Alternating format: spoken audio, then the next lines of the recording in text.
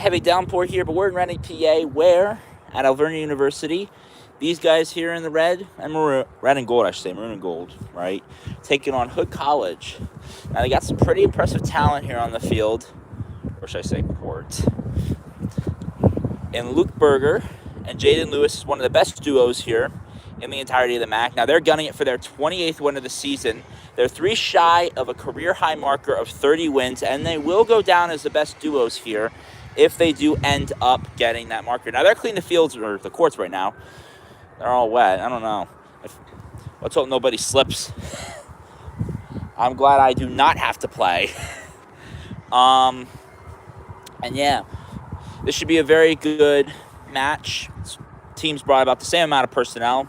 Should act as a great exhibition for them. Be on the lookout in singles for Jayden Lewis, who last time dominated his match. No problem. He was able to take down the Penn State Berks. And he was able to take his. And then keep out for Luke Brisbois. Brisbois impressively took his match to beyond the, I guess you call it, 6th round in the second set. He did eventually end up falling. I think he went to a 3rd set before it was all said and done. Very impressive. Same with Luke Berger down there. Went to a 3rd set and ended up falling. So those 3 guys in the lineup are going to be very interested in watching. And keep an eye out on Angelica and Duncan McDowell. If they end up going in for the singles, they most certainly will be interesting to watch. Duncan McDowell's the first year here. Got a lot of improvement and a high roof that he can reach if he really goes for it, I should say. On the other side, Hood not bringing a whole lot here, but they do have a little bit of experience. 1 junior, 2 sophomores, and 2 first years. Their lineup not very high in veteran depth, but very young and very capable, I should say. I assume that they'll have their junior in the first position, followed up by their sophomore, and that will probably end up being what happens for the most of it. But very small lineups today. Should be a very quick game, and we'll see how long it takes them to get these courts all set up.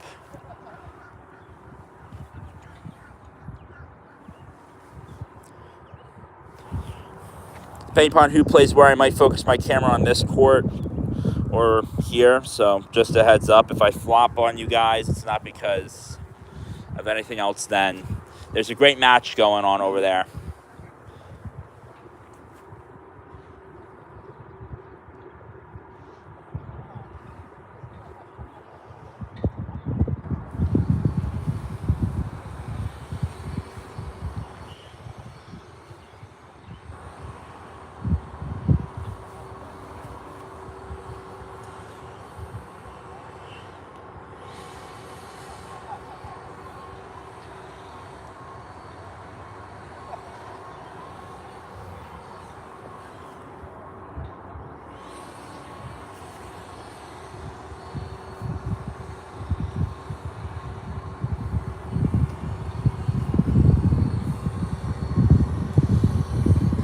Our start time was normally supposed to be 12 noon.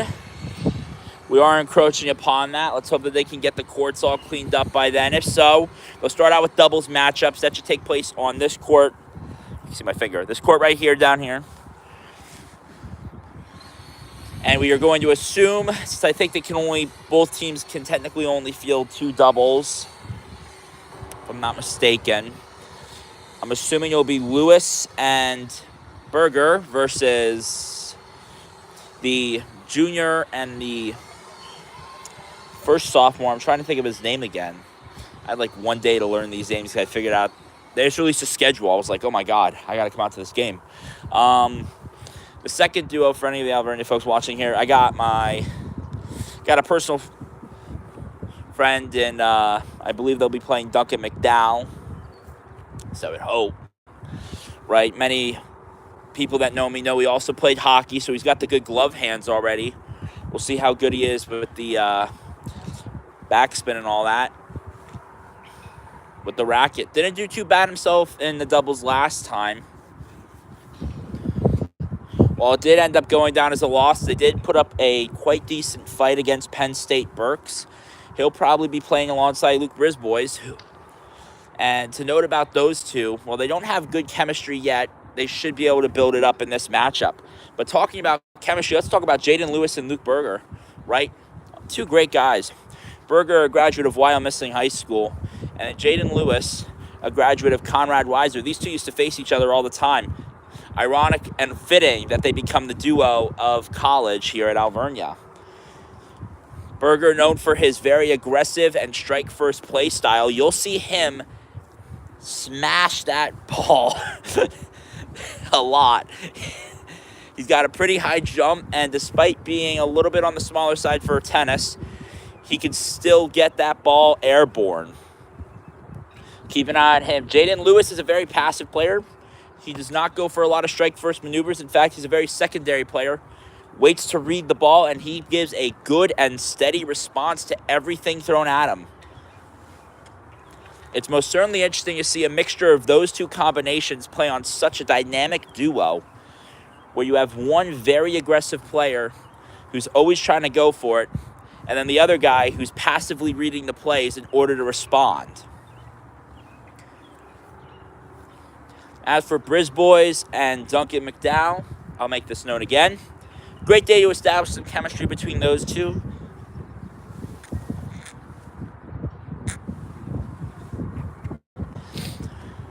Brisbois, much like Berger, can get aggressive, but I think he has a lot of passivity to his game. Plays a lot like Lewis down there.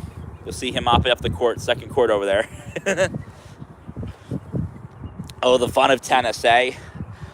And you get like roof over those courts that can like retract. That way it doesn't get rained on. But it was certainly interesting to watch those two try to build the chemistry right. Duncan McDowell, not a whole lot to obviously show for his first year, other than the fact that he's got to show that he's going to play well in these exhibition games, and he can be a reliable duo. Right? I'm going to talk about it again when it comes down to singles. Keep an eye out on Jayden Lewis, such a dominant performance at Penn State Berks, and such a dominant performer when it comes to the singles matchup. Right? Often attributed to his great passive play and quick response rates to anything thrown at him. Jayden Lewis is going to be a menace. Luke Berger, keep an eye out on him. I call him Comeback King down there. Comeback King down there plays number one spot. He'll be going up against the junior, I presume, if that's how they play their lineup today here for Hood. And if he goes down early, right, no need to fear. Actually, in the last matchup versus Penn State Berks, he did end up falling in the 2 rounds, but he was able to take control of the game at the very end. Ultimately, he was too far behind at that point to catch up. But it's certainly a marker that can show some improvement here today if he's able to take at least one match from the set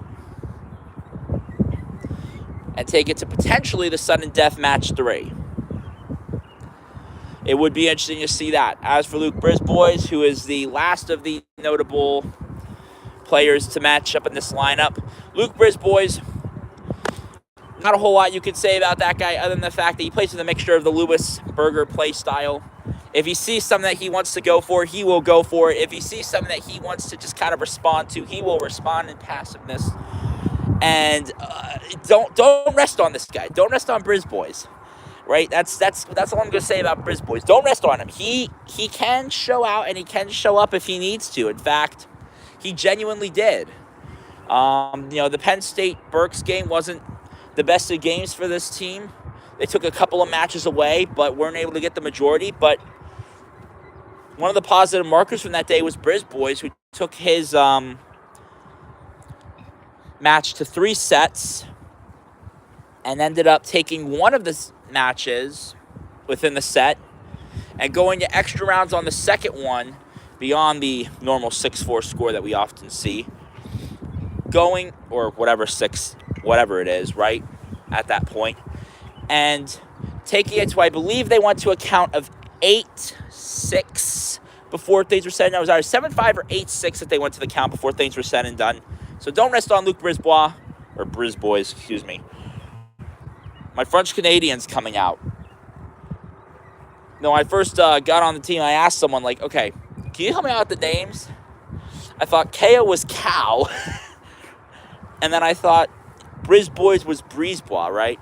my first sport by naturalness is hockey. So, of course, I'm always going to go for the French-Canadian pronunciation.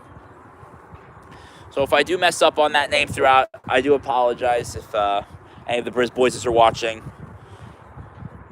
But certainly an exciting matchup for this Alvernia team, and a lot that they can prove here and show for today. As said before, we will start with doubles, and I might have to move my camera depending upon whether Hood comes to us or we move over to Hood. I don't know.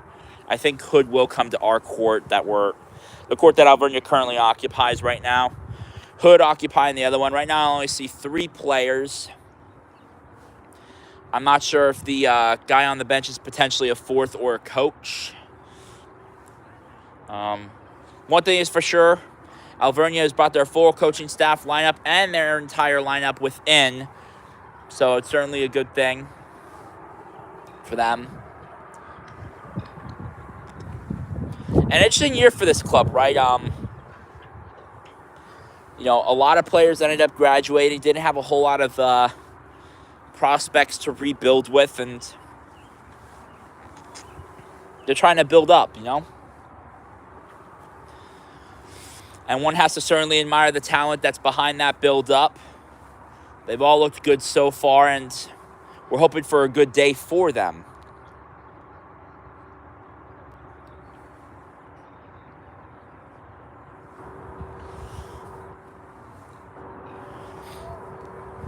So I believe Hood only has 4 players, so right off the bat, you can probably give Alvernia a point because in singles, they have 1 less man than ours, which is a good sign. Obviously not the way you want to get a point, but hey, any point matters. That's the ticket. Any point matters.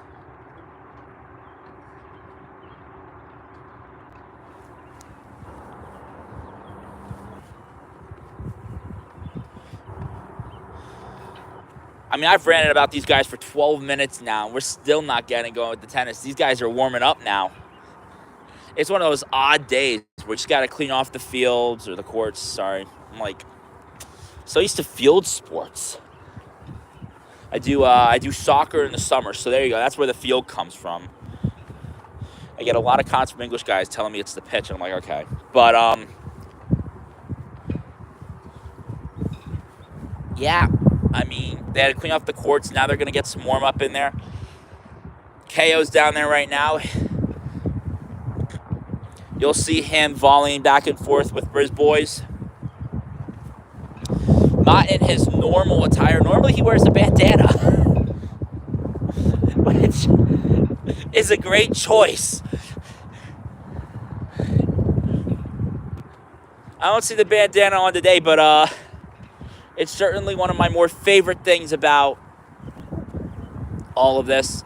Lewis and Berger look like they're going to be taking up positions, and they're going to be practicing in singles. No need to count them out for duos. We're going to turn our way over here just so you guys can see a little bit of the practice. I mean, it's actually pretty fun. But yeah, these guys are going to just volley back and forth. Like I said, you're going to see Luke Berger play a lot more aggressively when it comes down to the actual matchup. This is Jayden Lewis's normal play. Very passive, very responsive. And you can tell these two are just having a blast. They're just having fun. You know, that's the ticket. That's the ticket. Just kind of have fun. Obviously, at the end of the day, the matchup counts, but in these practices, to see guys like Berger and Lewis just kind of having fun with their warm-ups, you can tell they're definitely a certain pair that you're not going to see. And you're seeing the intensity pick up now, but some rapid chemistry between them. Focused on the other side, I see Briz Boys and Cal, excuse me, KO as well. I'm going to try not to butcher that the whole matchup.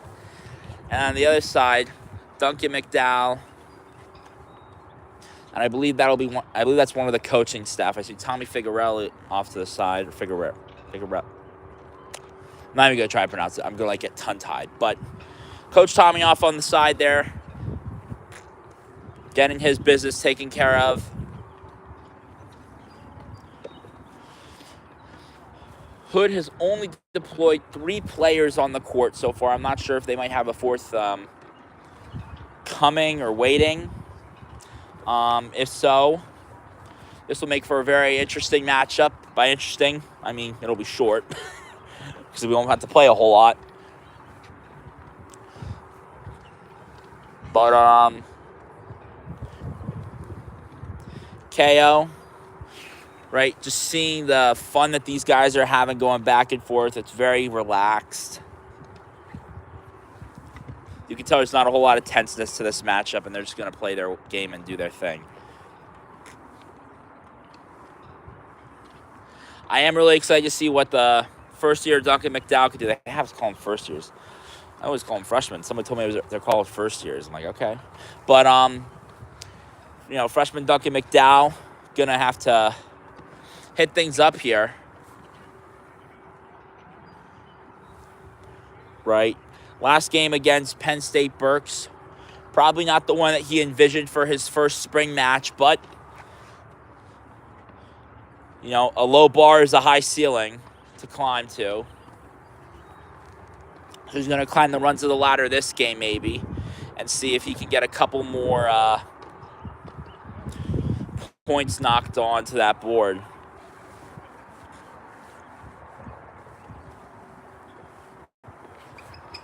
One thing to note about KO, when KO is the first aggressor, he fires a mean shot. Doesn't always land in the blue, but he can certainly challenge you on that. That's about all I have for player analysis. I haven't seen any of Hood's matches.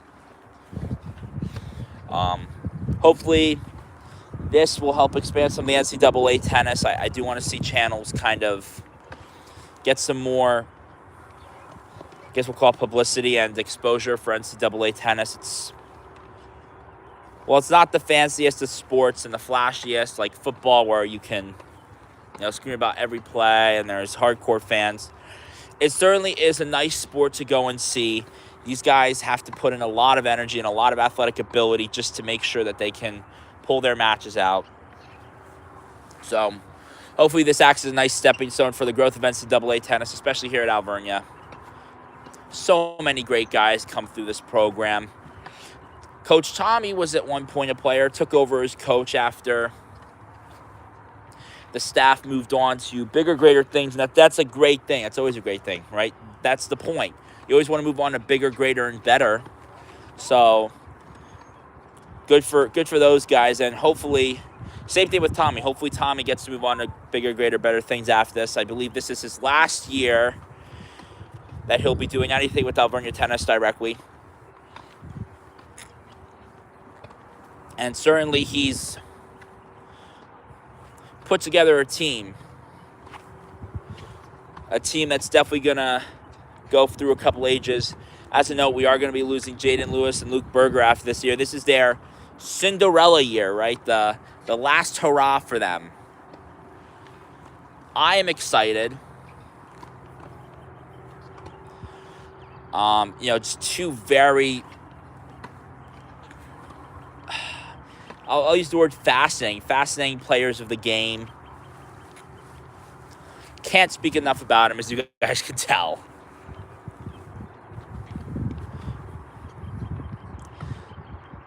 And we should be getting started here. If I just quick check my time. We'll probably get started here within the next 3 minutes, 7 minutes. I'm assuming that we're going to start the game around 12:15 or 12:20.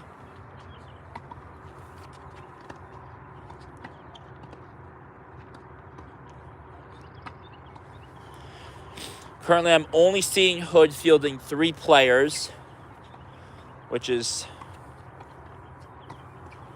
certainly interesting.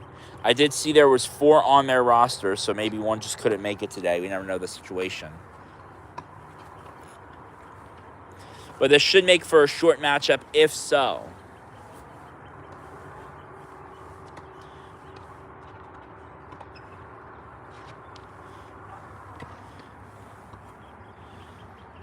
And it certainly has me excited.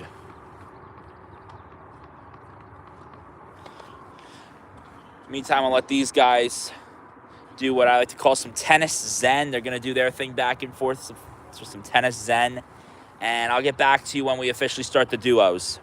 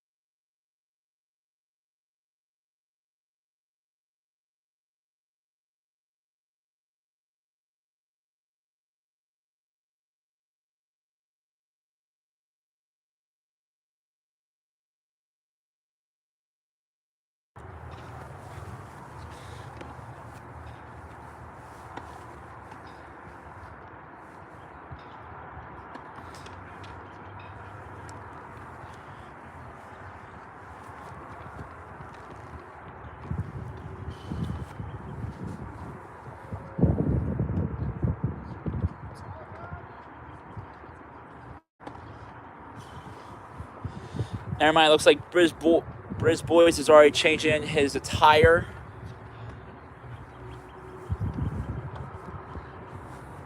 Does the nice thing with the one-arm patch and then puts on the bandana. I like it. It's one of my favorite things about this guy. I think it's awesome. If you actually go over there, I think obviously Hood's in Maryland, but I got another guy with the bandana on. And he's also donning my favorite football team's attire right there, it looks like. There you go. Despite being from Pennsylvania, I am a longtime Washington fan. So whenever I see someone in Washington gear, it is amazing.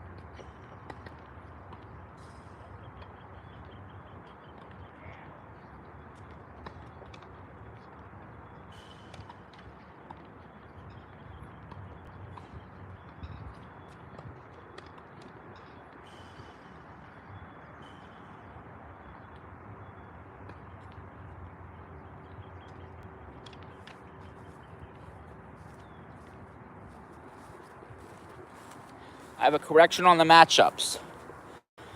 It'll be KO and Brisbois. I'm going to keep saying that French Canadian style, I swear. And that'll be the doubles matchup. Followed by singles, it'll be Lewis, McDowell. I think they'll run Brisbois for that one again, too.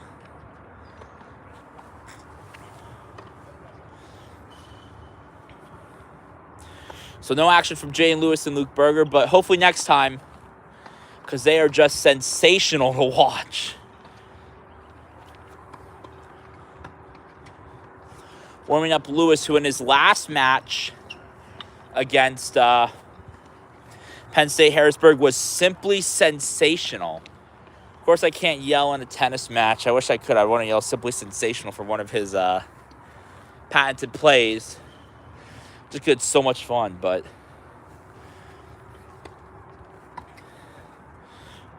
like I said, simply sensational.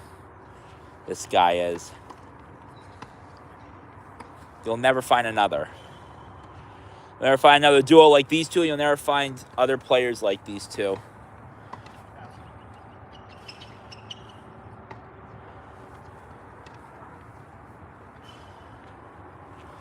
Looks like the fans are, the fans, I should say, are arriving. Luckily, we have no conflicting sports today. No baseball, no softball going on.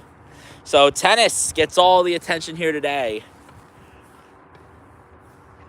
which is always a good sign. Love it when tennis can get itself some attention.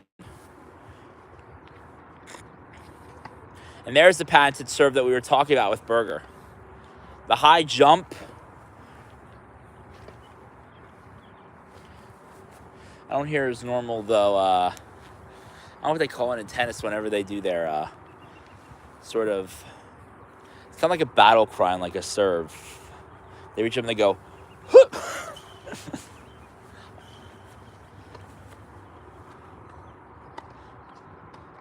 Oh, there you go. You can hear it now. He's got it. You got it going.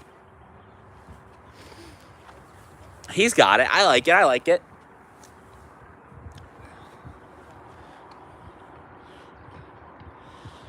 Speaking of college coming from Maryland, we have a Maryland native here on the team. I forget if it's from the same area or not, but Duncan McDowell, hailing from the same place. Same area, I should say, same state-wise. Should be an interesting one for him.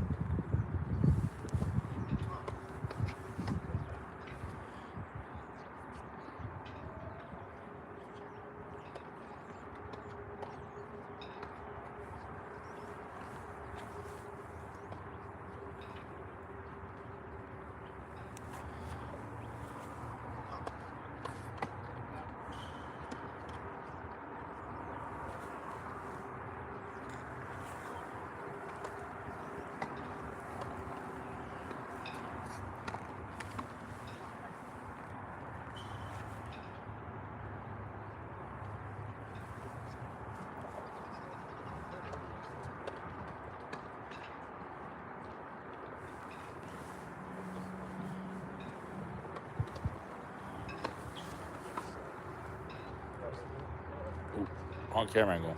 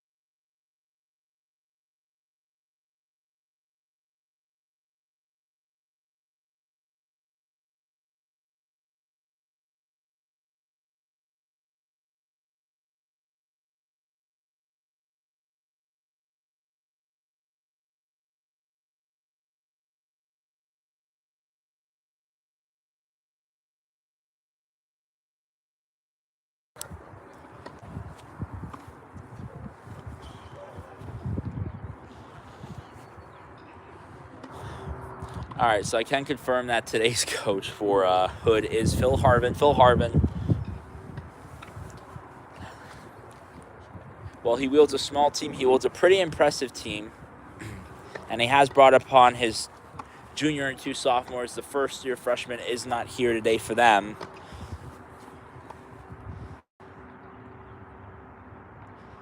So they will be fielding a less than filled lineup against an Alvernia team that will have to bench a couple. They will be benching Berger on the doubles and Lewis on the doubles, as well as Duncan McDowell will not serve in the doubles. Instead, that'll belong to Andrew Ko and Luke Berger.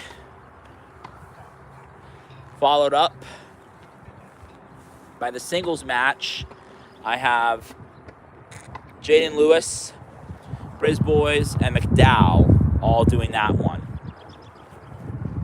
And these guys are going to warm up. I don't know how long they warm up for. They warm up for some time, though. Last time I actually went to Penn State Berks, and they were still warming up when I got there. The delay of game doesn't help. It seems like, though, Hood is ready to get the proceedings going. And,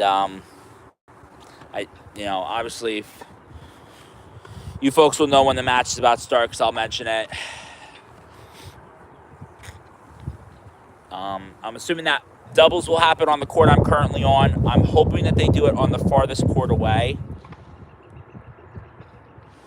That way you can all hop back in for that. In fact, actually, can I get a good zoom in on that court? There you go.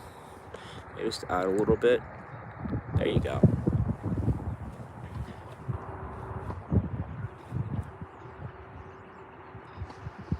We actually might shift over a little bit. Just going to take a little on a shift here. I'm going to shift over a little bit. Oh, yeah, that's good. Zoom in a little bit more. Can I? There you go. A little bit. There you go. You guys see the court's a little bit better now. Had to shift a little, but it's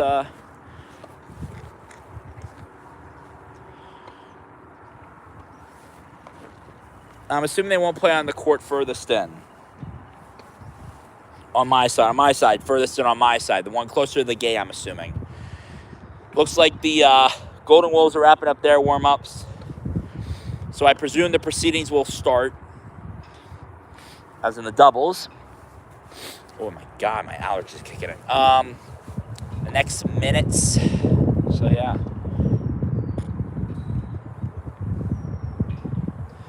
As Lewis and Berger take to their seats for the start of this matchup, Lewis will be called off the bench in order to play in a singles match after we get done with the doubles.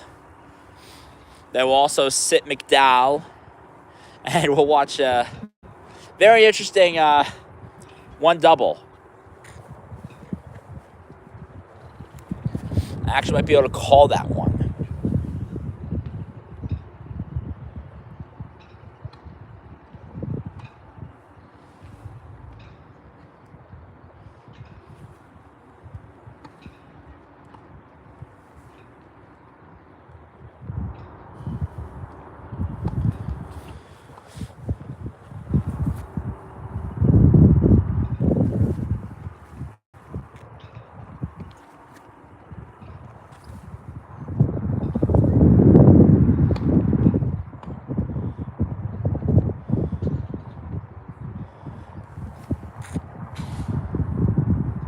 Hood is waiting for the proceedings here to start in the doubles.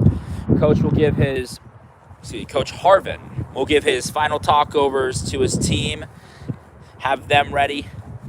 Same with Coach Tommy, although I think there's not a whole lot that needs to be said to these players. They know what they're doing here today, and they know how to do it. And with the limited lineup here today, it should certainly be interesting to watch how these guys fare. I'm not sure exactly. I believe 3 singles will be fielded, since that's how many they have. I don't know if they have a fourth one maybe stuck traffic. I don't know. They do have 4 on their roster. I can't confirm. Maybe the 4th just couldn't make it. So I will keep an eye out to see if a 4th one does show up for Hood. But otherwise, this will be very short proceedings here today in the doubles and singles for Alvernia men's tennis versus Hood College. Hood making a long drive here, and it would be a shame if they didn't walk away with at least a point. Alvernia trying to rob them of every last one possible here. 2 singles matches will go to Alvernia, and they already will have in hand a double for their pointage. Once again, not the ideal for them. You want to actually win your matches, but who's going to pass up on free points? Not I. Getting their final talking twos, and the doubles will shift into their positions, and it looks like they might be using this backcourt, so I might actually have to zoom out. I'll see what they do. I will see what they end up doing with that one, and then I'll shift the camera angle for you guys. Once they start their thing, I'll go quiet, and they can go off and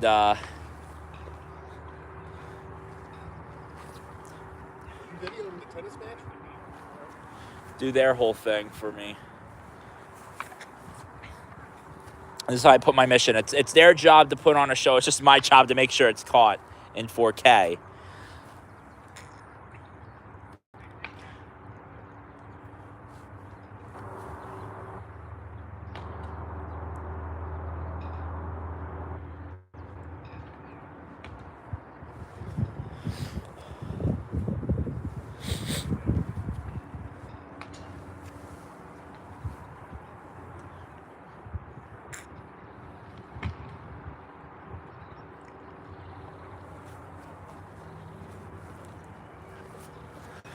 Let's see if I can shift this a little bit for you guys. It's a little bit more evened. There you go.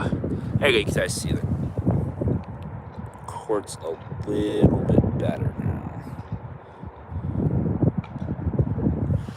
Phil Harbin sends out his first lineup. I think they're starting their singles. First one gets sent in. Able to send it back there. That's pretty good. I believe that, yes, they're starting the singles. Don't yet hold me to that. They're also starting a single. If they are, I'll zoom out. But I guess they might finish up one of the singles first. I do want to focus in on the doubles matchup for you guys. Since that will be one of the most entertaining parts of today.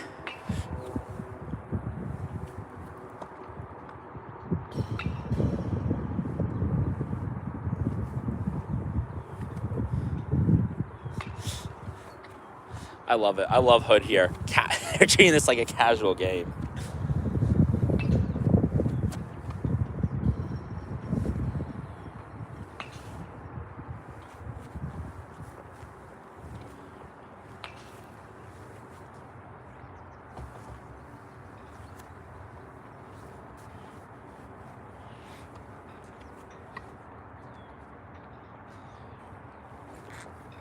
So far this year, Hood does have my favorite attire. Does look like they are doing 2 matchups, so I will have to zoom out so I can catch both of those for you guys. Might be able to get you a little bit of zoom. There you go. That one hits the fence. Things look a little slow right now, but they should get into a rhythm very soon. Has a nice return. That one's out.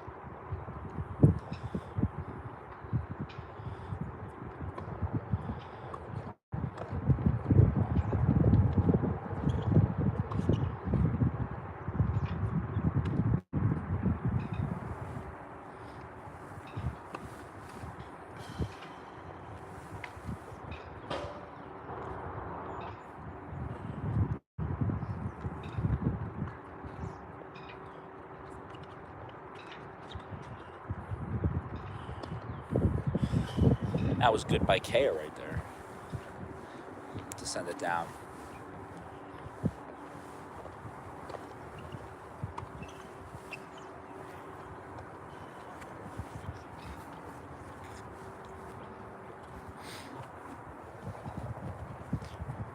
Okay, looks like he's after blood here today.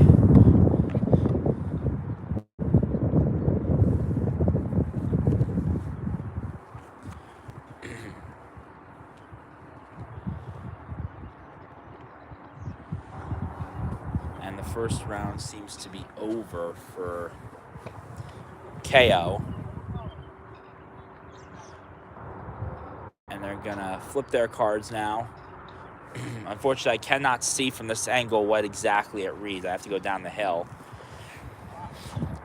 Nice way for the sophomore there for Hood to move out of the way. He was able to get himself some room to potentially get his backmate there a chance. And the first doubles round is over. And they'll flip their scores as KO gets a single started. A missed serve there. This one very much in. And not able to reach the net there. So that one will go KO's way, and he's up already, I believe, 25 from where I see.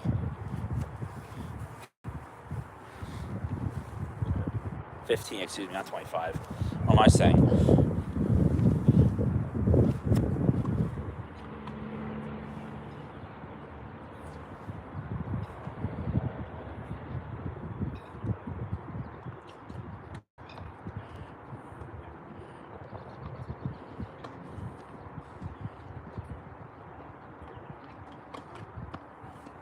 KO not able to quite get that one enough air to go over the net.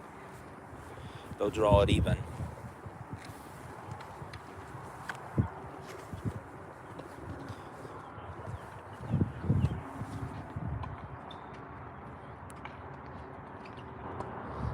Somehow able to get that one just over the net, and that's still one.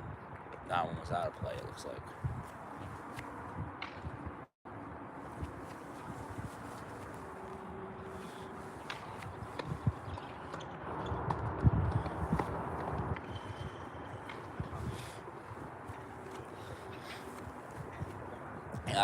That's what I was saying about KO. Right? He has a first blood type serve, but sometimes it just doesn't go his way. He's a little too aggressive. Tried to send him off the backhand there and over the net. Just couldn't quite get enough power on it.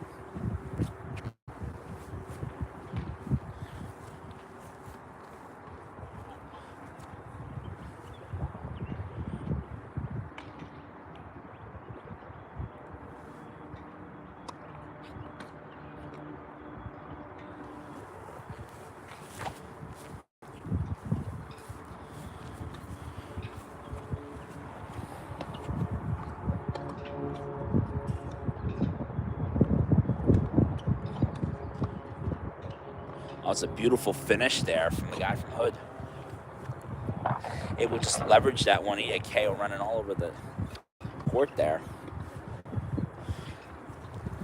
This doubles match is looking certainly intense. We go back over there. I'm going to talk about the action. Look at these guys.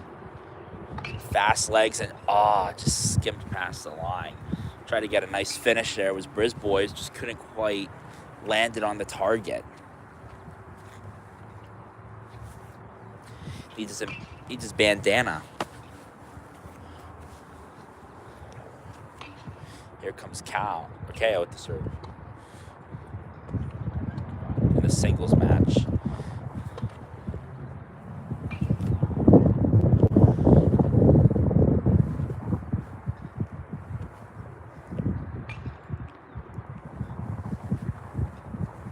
And some intensity from these guys down here. They found their energy. KO about to deliver the serve here. Same with Brisboy.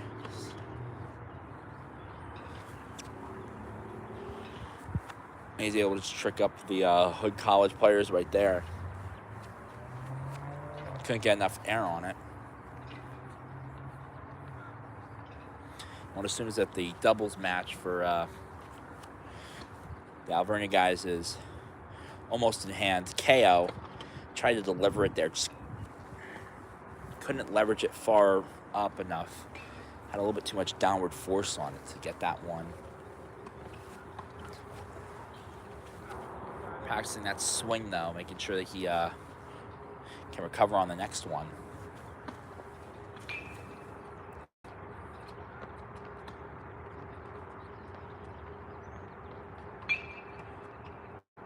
And, oh, it was a beautiful play to try to throw that one over and past, but KO not able to end up getting that one down fast enough.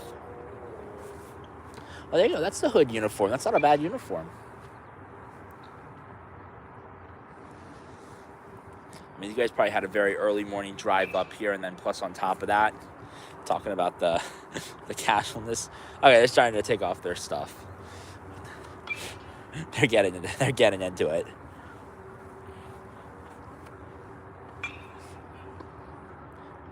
Called it out early. That'll be a misserve, and they're going to go for it again. The sophomore for Hood sends that one in for the duos. Able to leverage it just back, and a little bit too much power on that one there. For McDowell, just not able to quite get the leverage to beat him on that one. Misserve there. They're going to go for it again. See how it works. Hood sending in their serve now. Easy for Brisbois. And that one sent all the way back, able to catch that one up. A little bit too far out.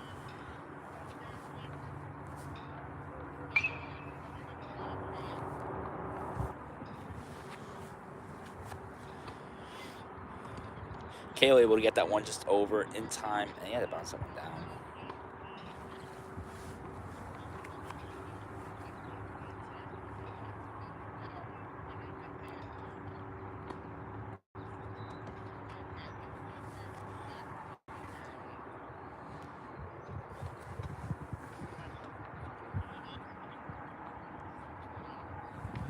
That one hit the net, not able to.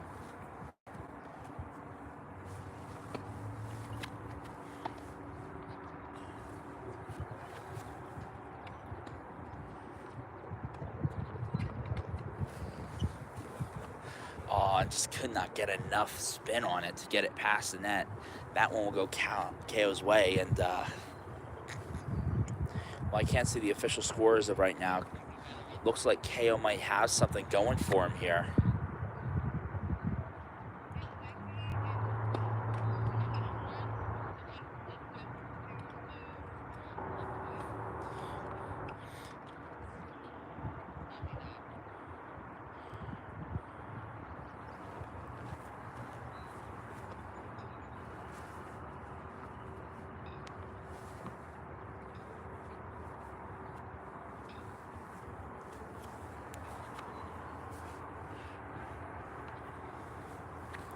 Had a quick stall play, no balls left to use.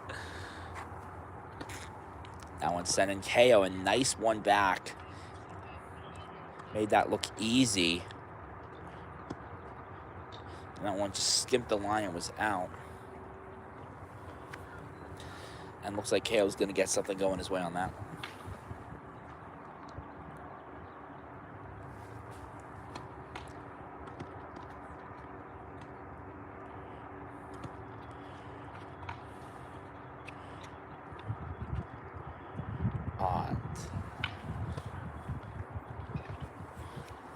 I think KO might just skidded the line on that one. A beautiful set, though, between these two. KO in the singles. Looks like it'll be his turn to serve him up.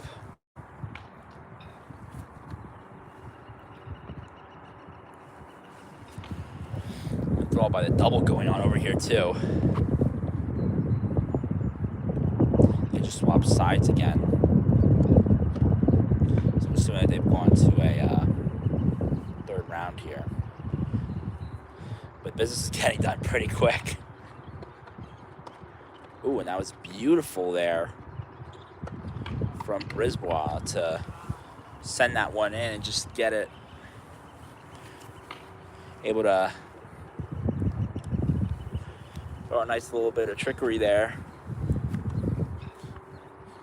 And he had the hood players all confused as to what was going on. Nice duos match. McDowell setting in the serve here. That was off the net. You know, I'm just noticing in the doubles, some beautiful play from McDowell. And then you match that with Brisboy's speed. It certainly is beautiful to watch these two go.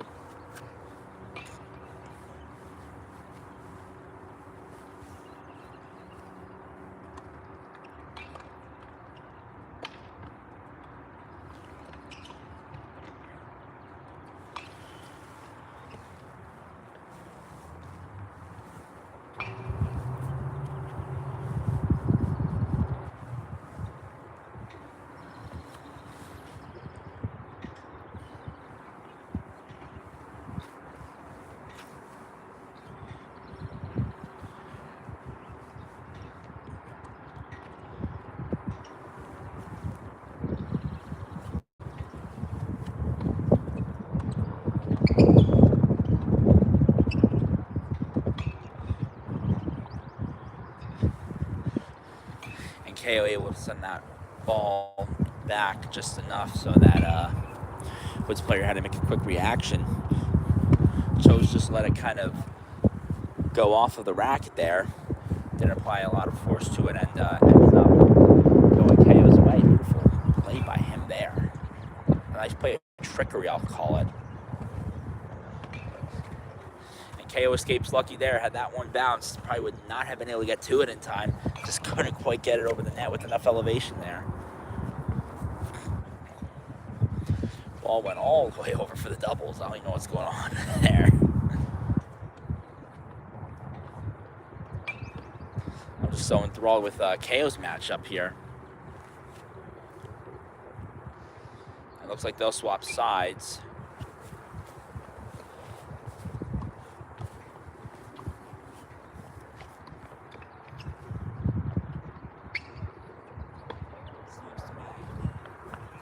And it seems to me right now KO is the victory of 2 of the first 3. It looks to me.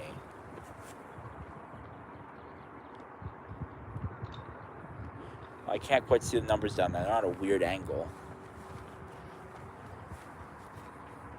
But I am starting to assume this matchup is probably soon over between these two. And that will clock out the first singles match for us. Meanwhile, I still have the doubles going.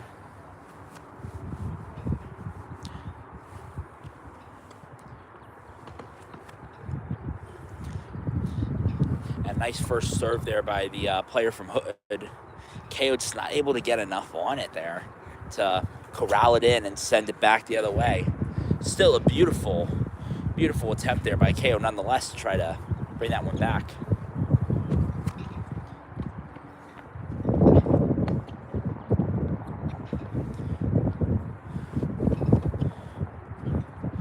Oh, and they're really getting into it now. And at long last, KO sends a nice one over, tricking up the Hood player. And he puts a little bit too much on that last ball and goes over. But you got to give him credit. His response to everything that KO threw at him in that volley was exact and impressive up until the very last play. KO sends...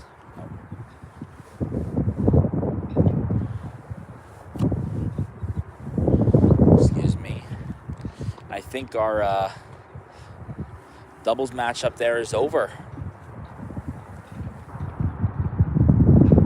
By really quick, as it looks like KO will finish up his quite soon with I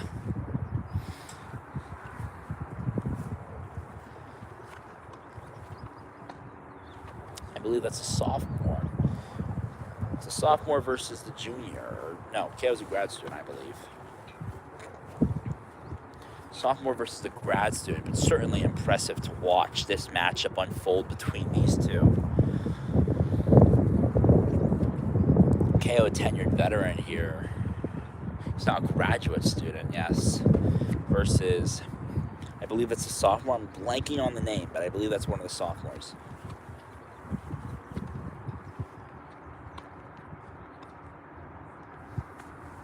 Either way, we have speed and veterancy it being the two factors in this game. And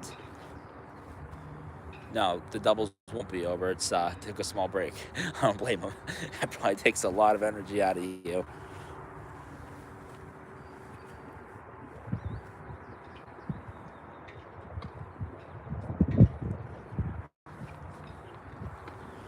So I take it now they're into the second set of the match. KO. Oh, and that was a good one from the player from Hood, just able to get enough leverage. KO caught too far out of position there. Wasn't able to quite get back in time to bring it in. Nice serve by Brisbois. He was able to get that one. A nice aggressive serve. The second one, not with the same effect as the first.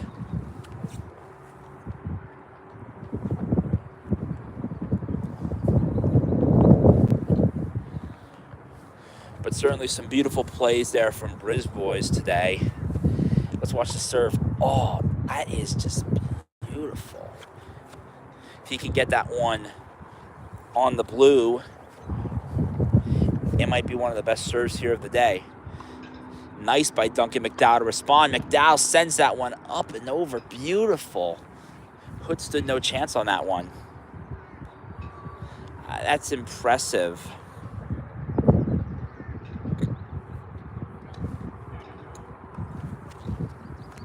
KO able to return that one. He's got to go back quickly. Oh, and he spikes on his own court there.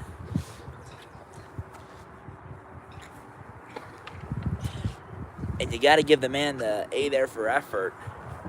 That looked hard to do. Quick split decision making could have turned out to be one of the best plays of this match for him, and just couldn't quite corral it.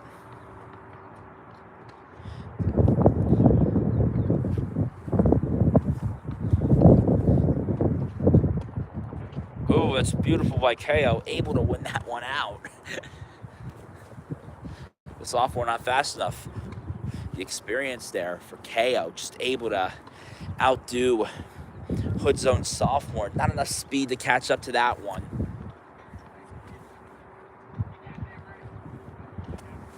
KO gets ready for the serve.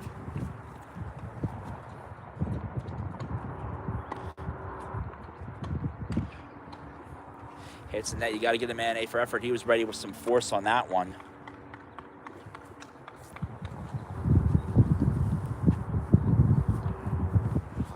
It's not a bad day out today. We had some rain last night. Wished for a little bit more sun, but alas.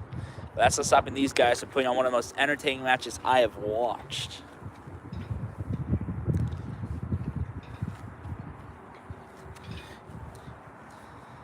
KO will turn it over to the Hood player, and it'll be his turn to serve.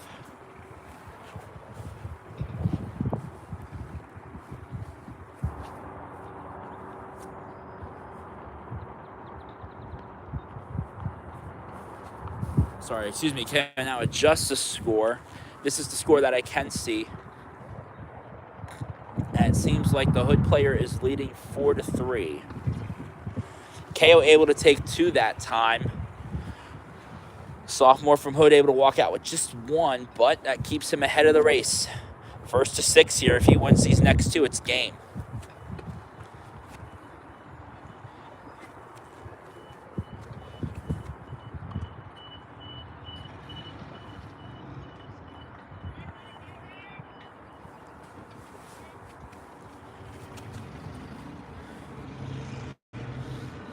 Coach Harbin quite interested in this singles matchup over here. He's keeping an eye on the doubles, but he's been over here at the singles quite often. Actually puts himself in a very advantageous position to watch both. I like it. I'm a big pacer. Tennis is the one sport where I cannot pace back and forth and on the court. There's no sideline to do it from, so. Ugh.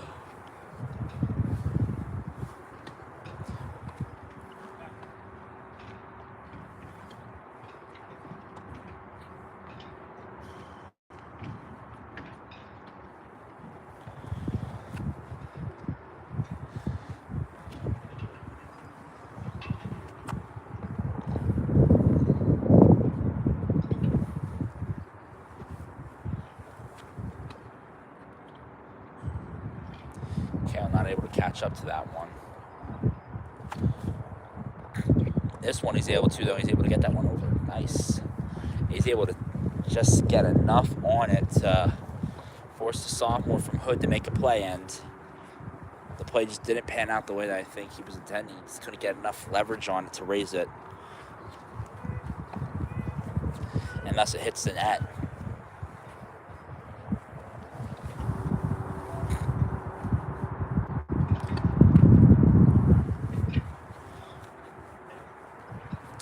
The doubles guys are getting ready for their next set of volleys, and we'll see how they pan out. Should be interesting to watch them go. A nice return, and they got to crown that one. They're going to do another serve and get it. They just couldn't quite do it the first time. There.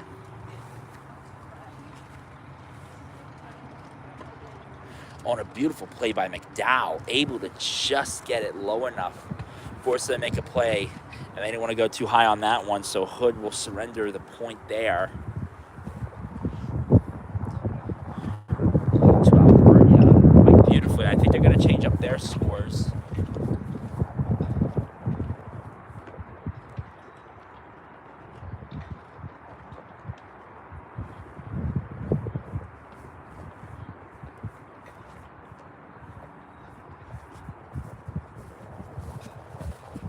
Well, I can't see it from here. It does look like Alvernia might have the lead over Hood on this one. Certainly interesting to watch these singles unfold. I'll say the doubles are fun, but the singles has been fun. Even more fun for me. Practice are also closer to me.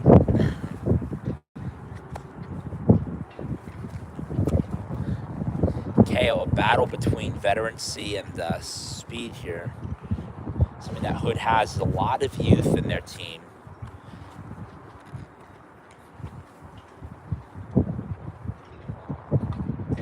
Guys who are in the middle of their collegiate careers and will probably soon reach the heights. And that's a good thing for them. Well, Alvernia kind of throws in a mix. They have some new talent, and they also have some new talent with KO being the oldest of the old of the talent. But he looks completely in shape for it. That one's out. Nice by KO to read it. Good read from him.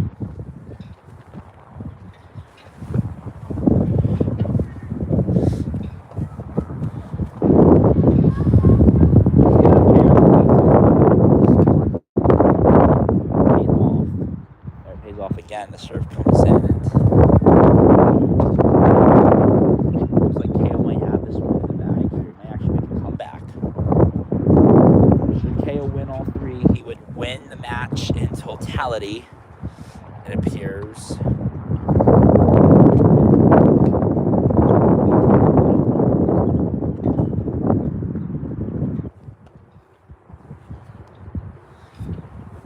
I'm unsure if they've already finished their first or they would move over to their second, because I don't have a clear view on the scoreboards down there. But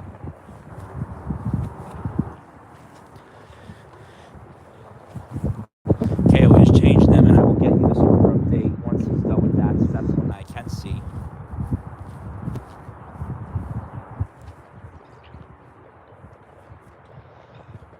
Yes.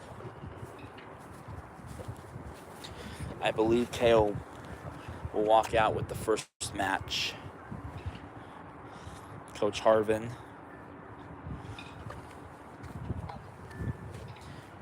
giving his player the pep talk, loosen him up. KO getting the patented second match talk there. And boy, what a match it was. These guys get competitive. I give them applause for it. While they do that, we'll focus on the doubles match, which has been going on here. I can't quite see the scoreboard since it's a little bit further away from my position. I wish they had like the mounted ones. The mounted ones are nice.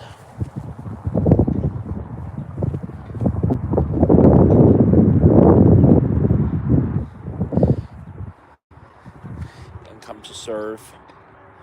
And nice one by the junior. He looks really good in shape for this game. Since that went just a little bit too high. I think that one went out there, so Briz Boys and McDowell able to clinch up on that play.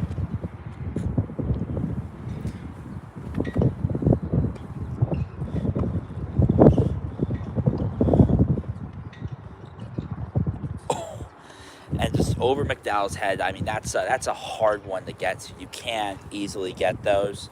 And, you're not trying to throw your back into the fence, so I can't blame him too much. He made an excellent effort to try to recover on that one.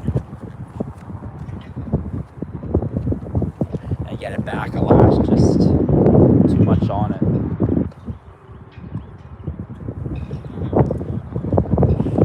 Beautiful return there from McDowell. And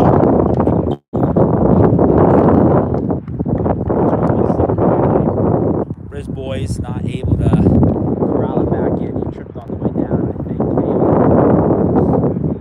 They started their matchup back for the second round. I believe KO took the first. And it would have been a final of 6-4. If not, it would have been the sophomore from Hood who took it 6-3 because they really only need to play 2 rounds, but that's whatever the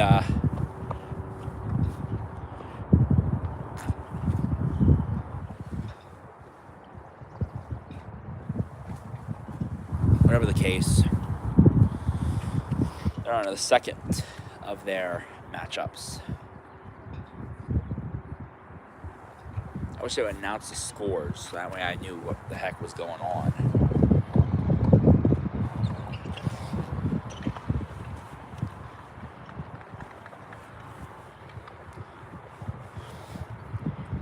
British Boys and McDowell just got off a really good play. Touching up sticks there. Sticks, I should say, rackets. Not sticks, rackets. Still my hockey terminology here. Oh, that was beautiful there, but just out. British Boys not able to just quite keep it under wraps, and the control just not there. KO looked for a finisher on that one, and that one's going to come down out. Good by KO. He's able to read that play beautifully and just able to get away with that one. He's going to go get the second ball there. But KO, smile for the camera, buddy. That was beautiful.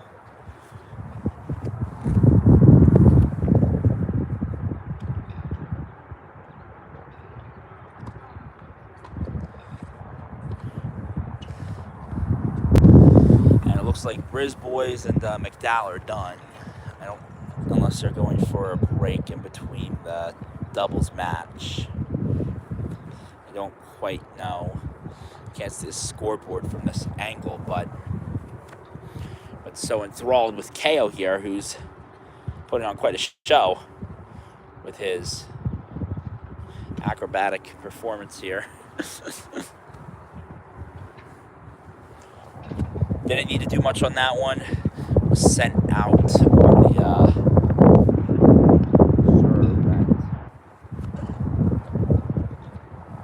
Paid off in dividends.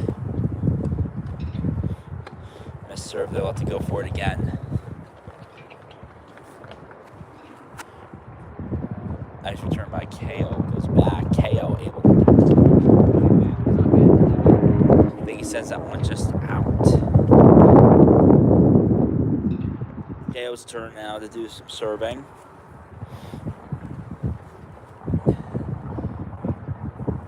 They'll swap sides as well as scores, and I'll get you that score.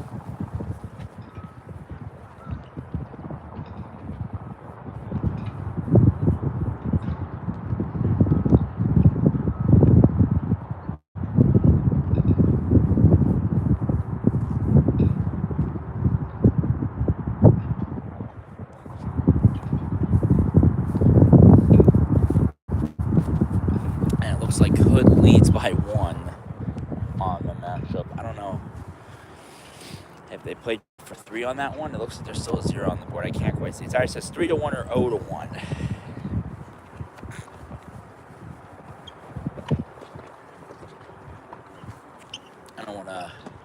go down the hill and miss action.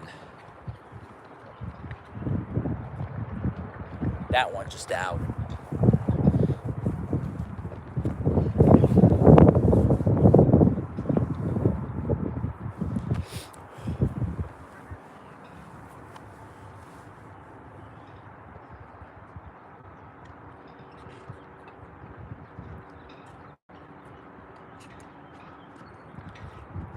Beautiful by KO. Trying to set it back.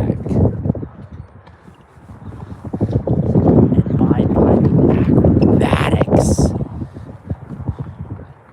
Beautiful.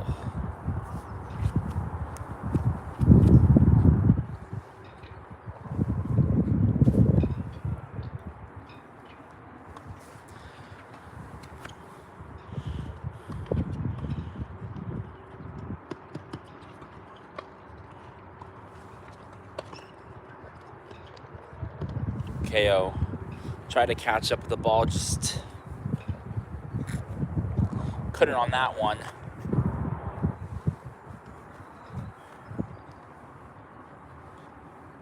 As he prepares to send another serve.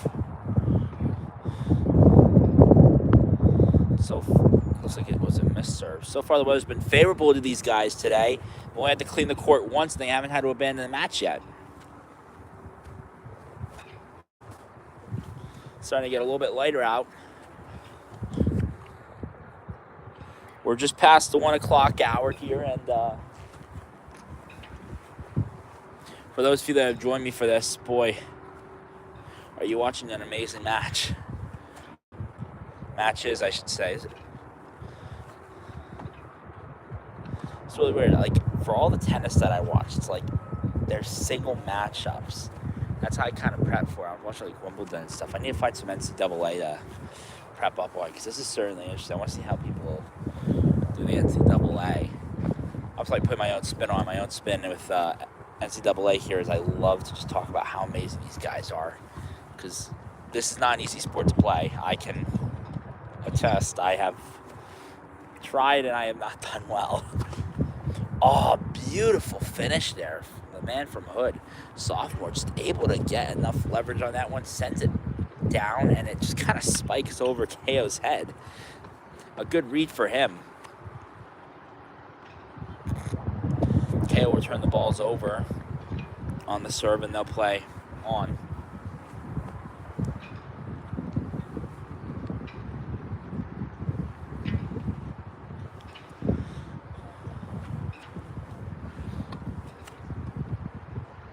KO not able to, that first serve I don't think made it through, so they're going to do it again.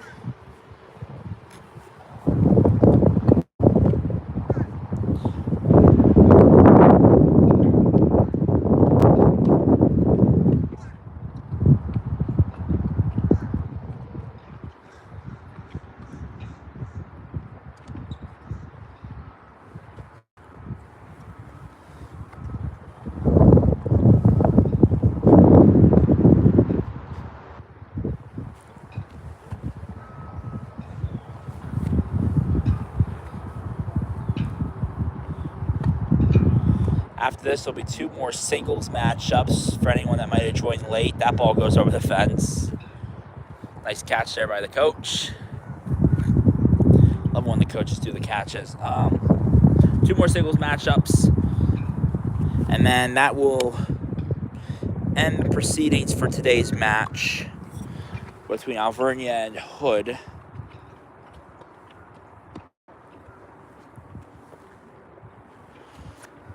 But despite the lineups being small, they are putting on a show for the ages.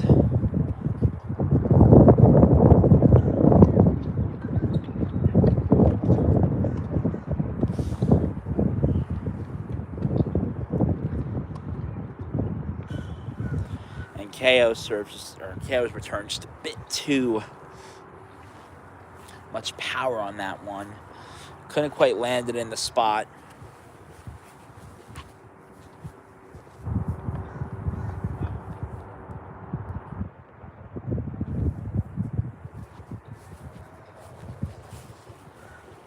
Looks like KO changed. I think it's 2-1. Even though scoreboards are very weird, I believe the white belongs to the home team and the blue belongs to the away, but I could be completely wrong on that one. So I'm assuming that KO has the lead right now. I could very well be wrong on that one. And the blue could be the home.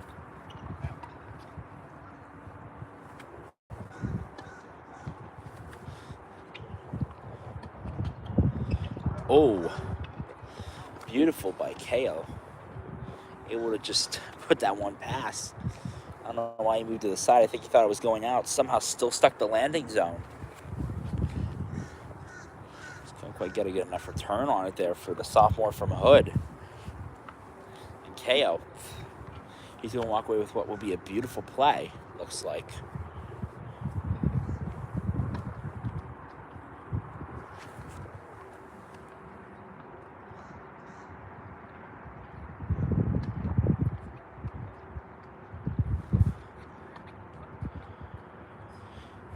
A little bit too high there by KO.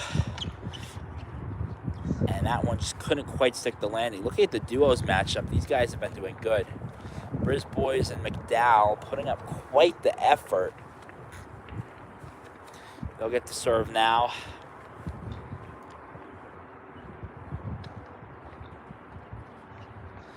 KO goes quickly forward. And the Hood and the player from Hood making him really work, and KO that finally goes out. But beautiful, beautiful, beautiful, beautiful play from that guy.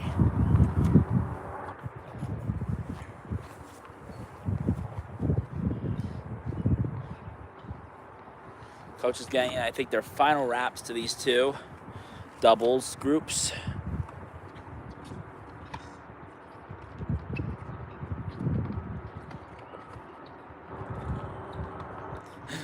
KO dropped the ball on the way down.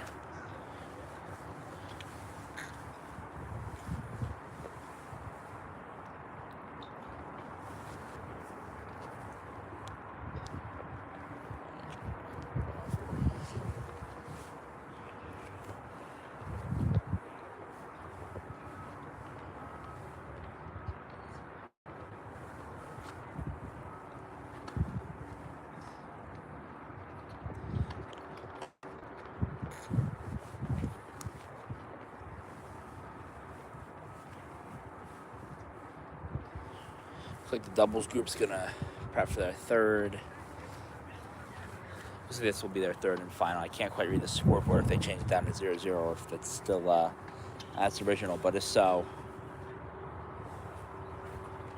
this will certainly be an interesting one.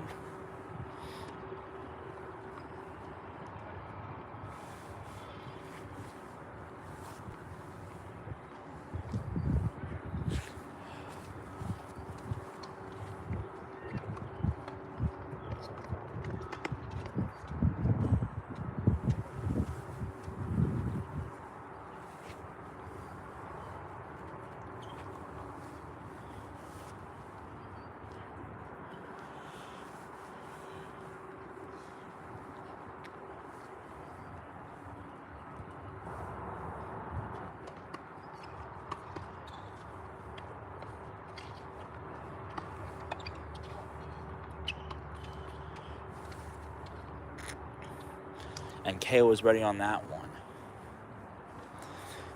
Able to send it over, and the sophomore from Hood's not able to get to it in time to make the play that he probably wanted. Nonetheless, still very beautiful moves there from KO and the sophomore from Hood. The sophomore from Hood, beautiful moves to try to return it and make the effort. KO says that one goes out.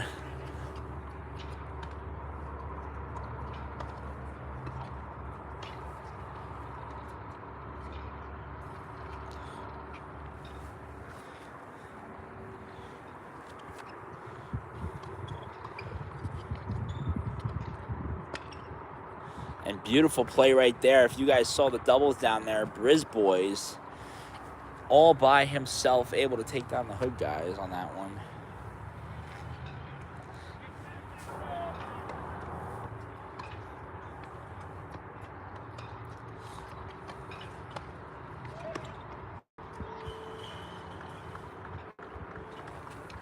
And they're hugging, so it looks like they might be in the lead down there.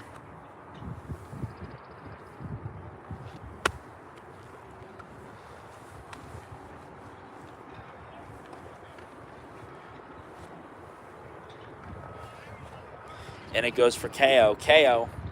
And yes, I believe Riz Boys and McDowell, they're going to win their first matchup together as a duo. In what was a spectacular, phenomenal matchup between those two and Hood's own. They're going to walk away with the victory on that one. And the freshman's got to be feeling pretty good about that.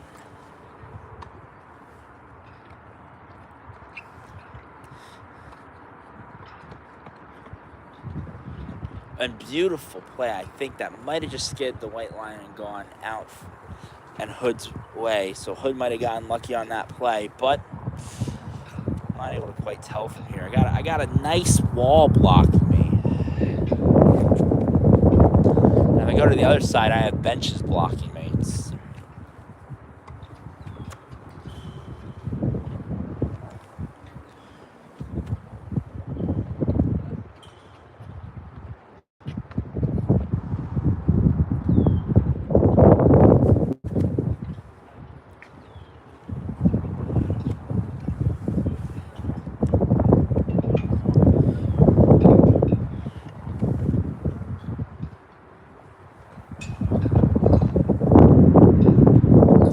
Reps again.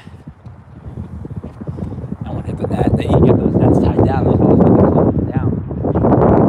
Tommy's going to keep an eye on this matchup. And this is the last one going on. Then we'll get to the final two singles. He's got quite a keen eye on this matchup, and I think it's because it's been just so enthralling to everyone. If you come down and you watch this match, it's such an enthralling battle between KO and I think they're going to change the scores. We'll get that to you with that.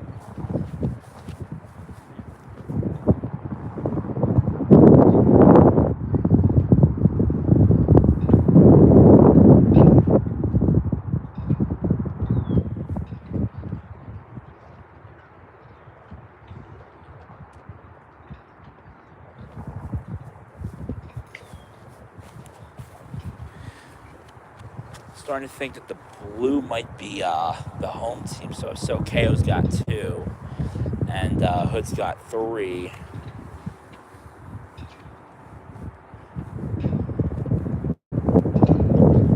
By the way, it's 1st to 6.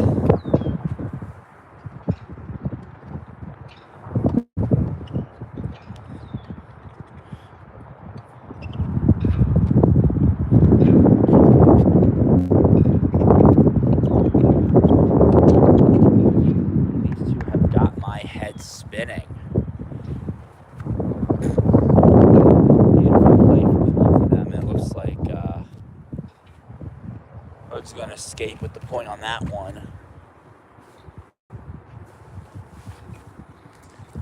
Okay, I was going to have to catch up from behind.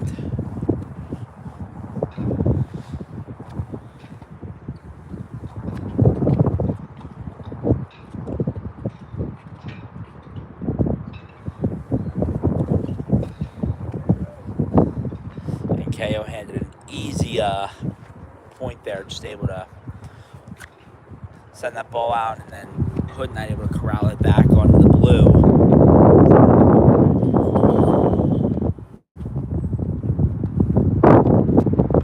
don't know what color that is. Is that like a maroon or a beige?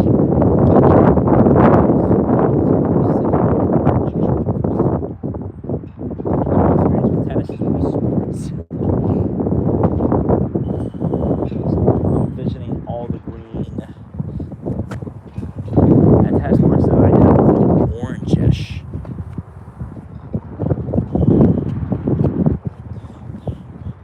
And KO not able to catch up onto that one.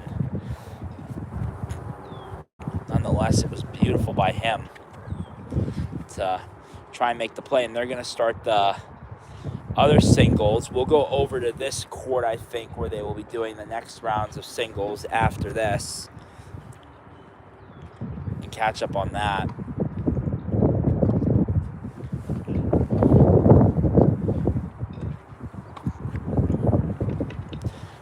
And beautiful way to try to make a play there. I think he was trying to leverage it up. Just not able to get enough on it. But these two have been going at it now for some 40 minutes. And certainly impressive it has been. Can't now get that serve to where it needs to go.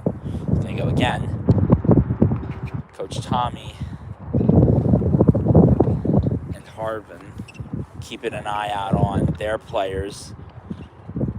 Certainly invested into what this matchup is. The Jayden Lewis matchup is starting. He'll be going up against a sophomore.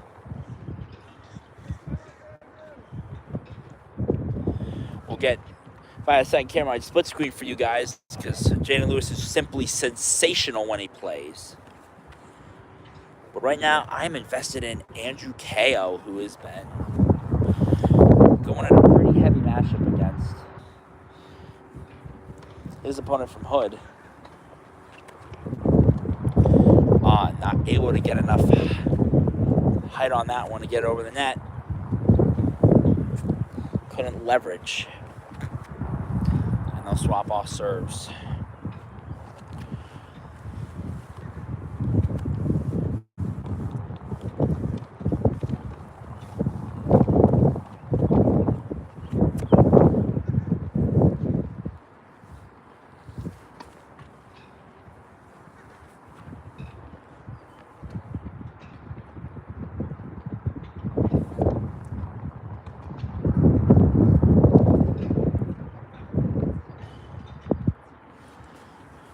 Sorry, it looks like Berger suiting up for a single.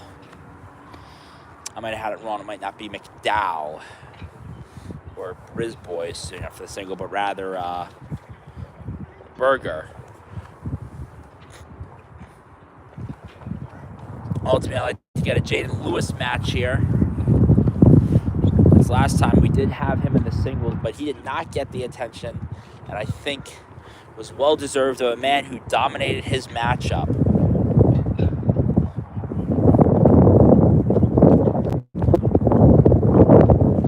Now we're focused on the KO matchup, but simply sensational. They are.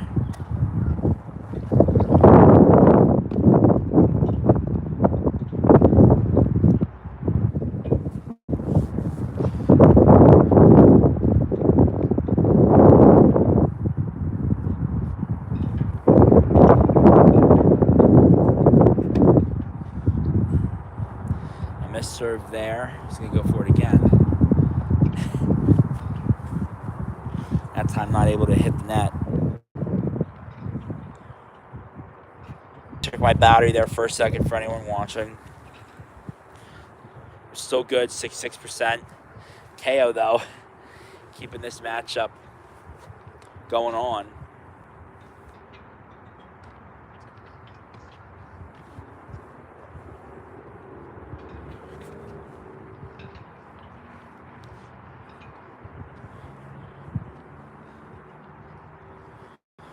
Coach Tommy going to give his talk to KO to finish out the match.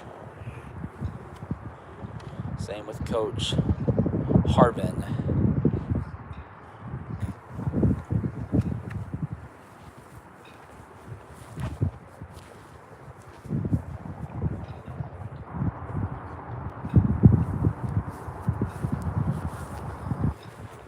And KO might be trailing right now 4-3. Once again, I wish they would use red to signify home and right away, but you can only get what you're given to you, so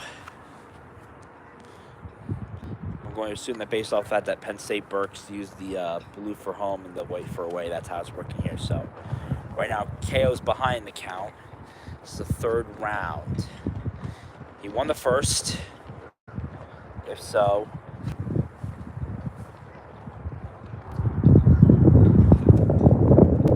sophomore from Hood was able to take over the second. Now KO is trying to come back fast and take the third by storm.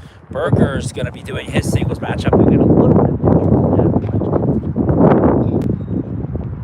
certainly an exciting one for that man. That man starting in the number 1 spot. This Hood team doesn't have anybody beyond the junior year. Only 1 junior, 2 sophomores, and a freshman, I believe it is. So that middle lineup is certainly a threat. Those number 2 and 3 are going to really do the damage if so. Good thing Jayden Lewis put on duty against the sophomore.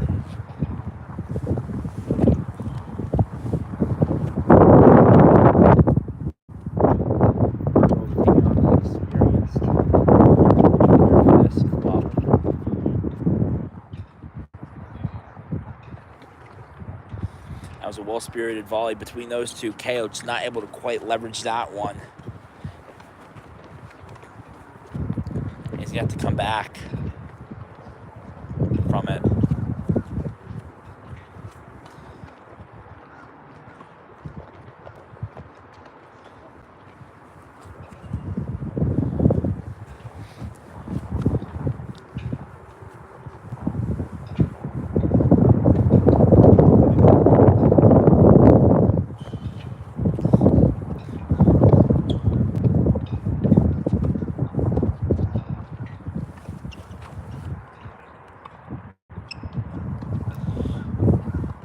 Let's see if I can get a zoom in on these two. Yeah, that's a little bit better. Now you guys kind of see the action a little bit better.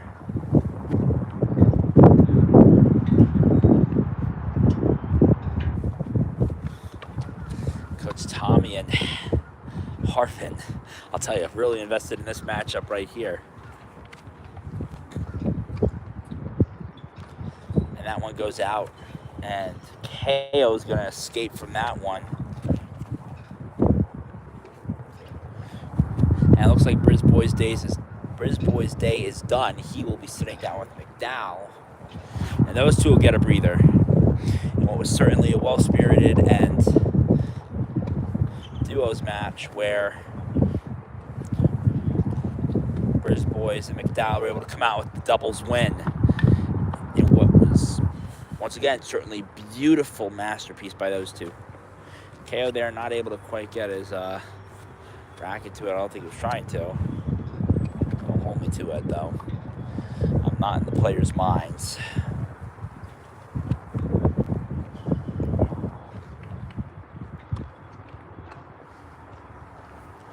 KO calls it out.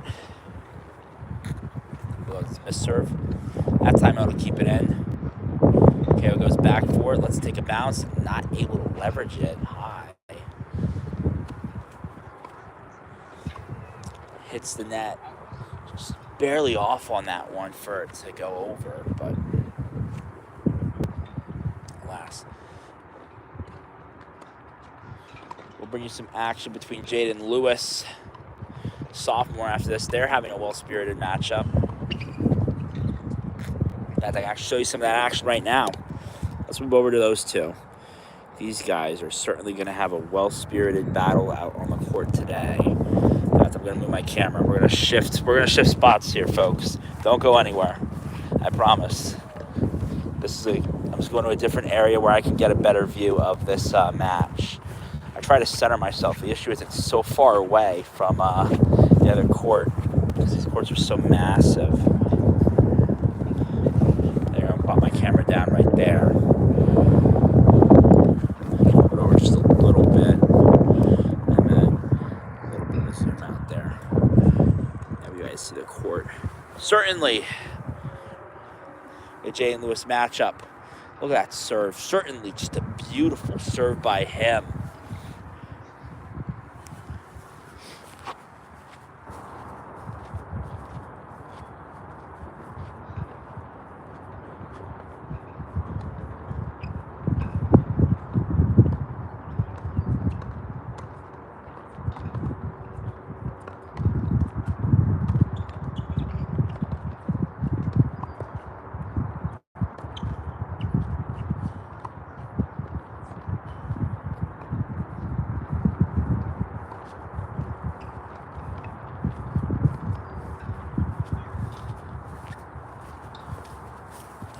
I said I wanted to see how the KO match ended, but the action certainly over here is something to be a spectacle. Sure to be a spectacle for the ages between these two.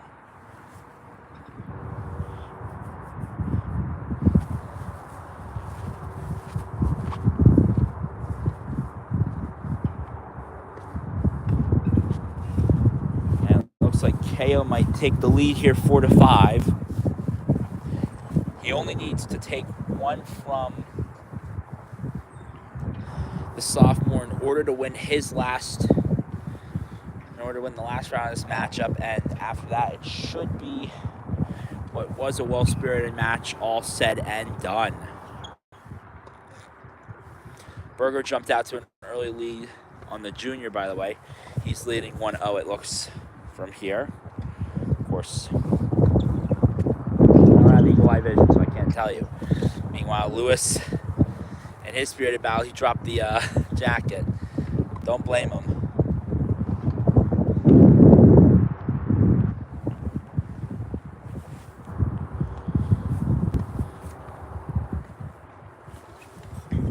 Going back over here, all KO needs is one to win.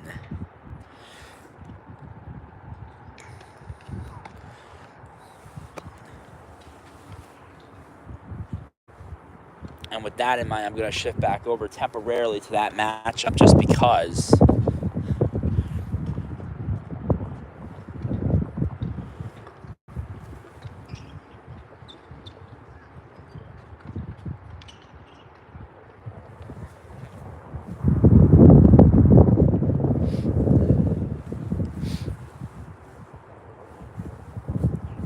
On the serve, KO sends it in.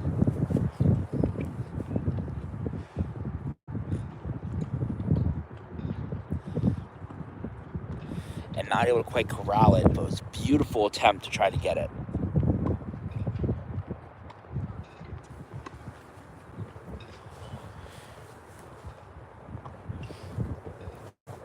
He tried to make the finish, just couldn't quite do so.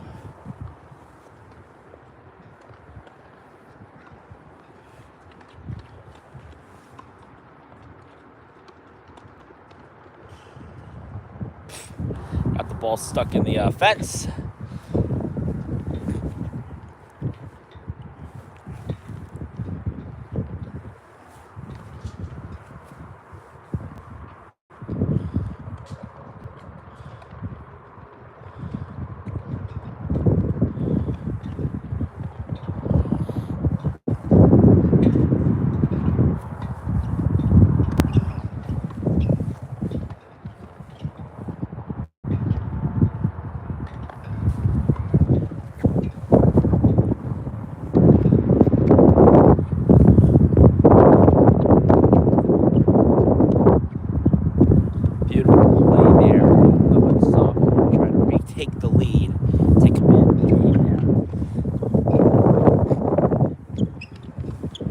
KO's probably going to wish he had that one back, but alas.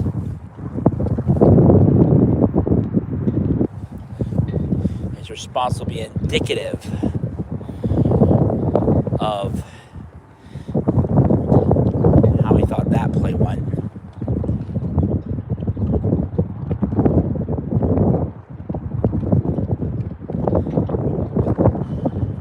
Try to send it back just over the fence.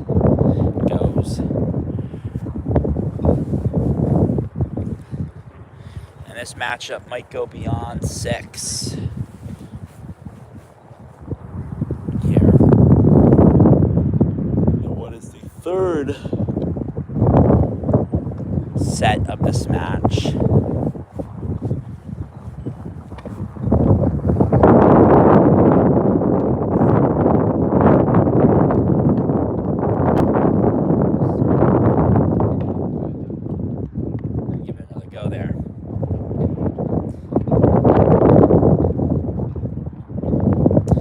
Sends that one high and beyond play goes.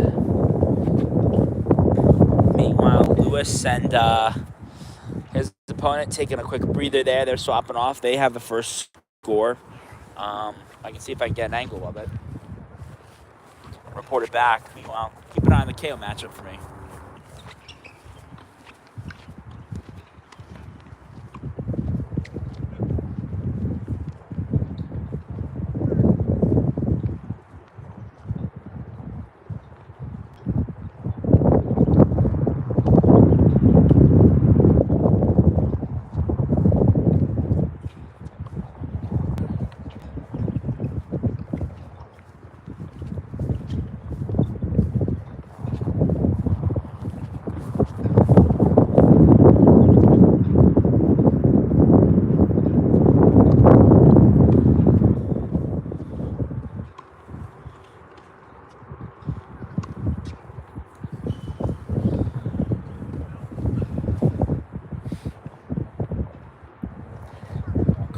Looks like Berger and the junior finished their matchup for the first part of what is a high-spirited one, getting their talking twos. Coach Harvin interested in Jayden Lewis versus his sophomore, seeing how they pan out. And the sophomore there not able to just quite keep it in. Thank you for all those joining me. I know you got to take a break every now and then from this. It's not the most exciting sport, but if you find ways to make it exciting, it can certainly become that. And one of the ways they do that is by making the talent pool really exciting.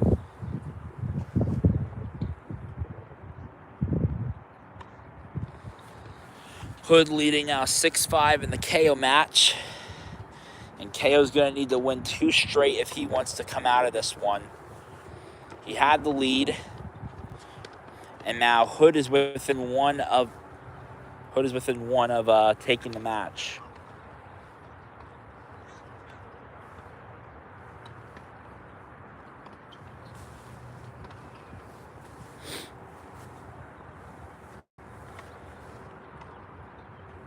We'll see how KO fares in that regard. I got my allergies.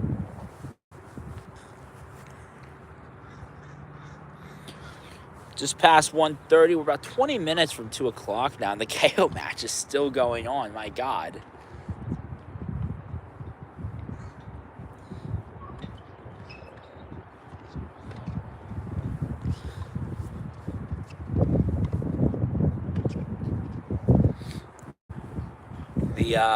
The matches at Penn State definitely felt a lot shorter, I'll say, than the matches here at Penn State Berks, that is.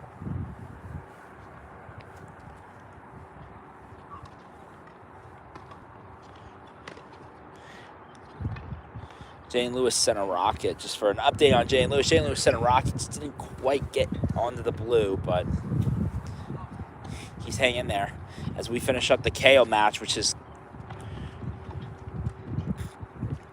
gone to what we call in hockey a sudden death almost.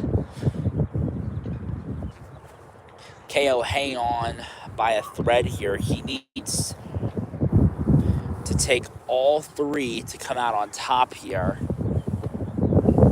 Player from Hood only needs 1.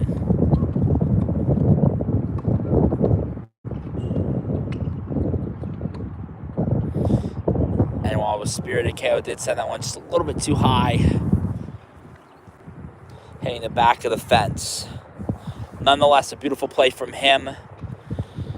And that was a beautiful little volley between those two. You'll see Berger over there in his match.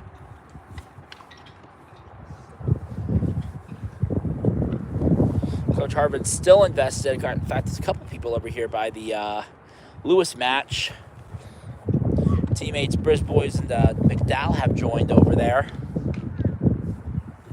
as well as it's caught the attention of Coach Harvin of Hood. He is looking back and forth. KO able to tie it up there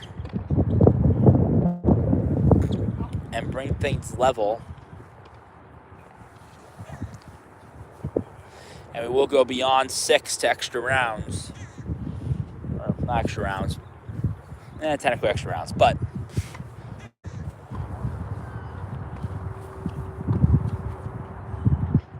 Alas, what has been the most interesting and enthralling matchup today so far.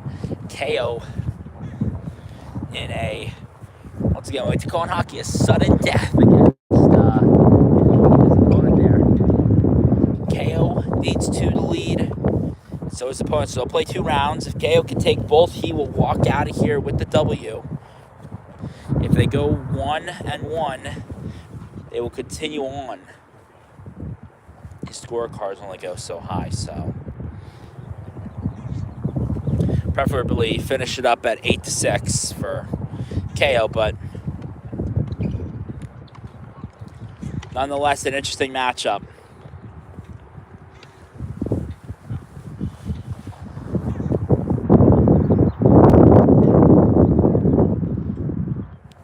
And just being able to catch glimpses of this is a spectacular thing. Serve doesn't quite go. He'll have to go again. That time he was able to get it in. But KO not able to quite send a nice return.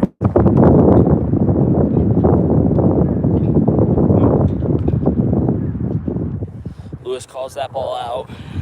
Anyone wondering about the Lewis match? Excuse me, my God. I don't know what's going on. It's the weather. It's that terrible weather. I'm getting tired. Oi.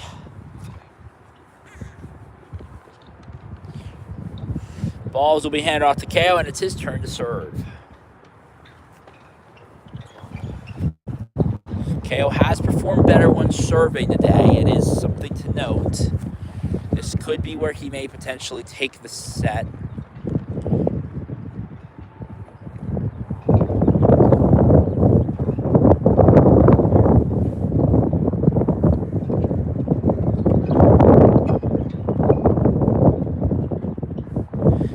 Get enough leverage on that one to get it over the net.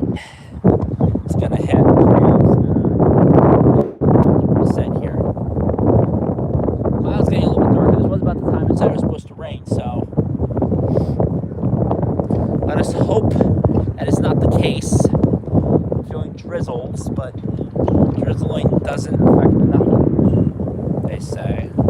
So we will see how this potential for rain pans out. Not the ideal day to play tennis, obviously, but a day of tennis nonetheless. And one would like to think that these two would like to finish out their matches before it's all over. We'd love to see the KO match especially finished. He's played a long-spirited battle, too long to not see the enthralling end, or the exhilarating, I should say, the exhilarating end to what has been one of the longest matchups so far of the day. So far that I've never seen a tennis match go this long. I watched the Wimbledon ones, and those ones go pretty long, but NCAA wise, for the few that I was able to catch, oh my, this is certainly a longer one, which just goes to speak to the talent of both of these players. That one just sent kind of over. KO doesn't have to do much there other than just collect the ball. And he's had an easy one.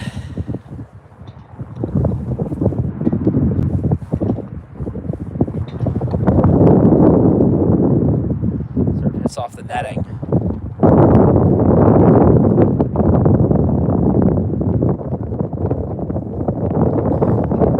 Looks like Berger might be behind in the count. I think I'm reading from the Berger matchup.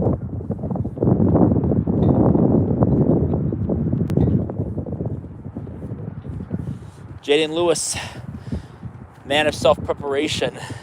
Coach Hartman giving the talking to his sophomore. Getting him loosened up and ready for more action. KO able to win that one out. And that game was good, and it looks like KO's going to walk away with it. A well-spirited and beautiful matchup by KO, who walks out with the win, his first of the season, spring season that is. Beautiful by KO. And Alvernia's already up today on 2 of their matches. They won the doubles, they have one of the singles. Now we're over to the Lewis match here. Jayden Lewis, such an enthralling player to watch as well. tenured, but he can match speed, and beautiful play there. Not able to quite reach it. Was the sophomore. Congratulations to Andrew Kao, who just won his matchup. Briz boys and McDowell in their doubles. And if you heard that grunt over there, that was Luke Berger. I still love that. I call it his war cry. His tennis war cry, I call it. It's fascinating to me.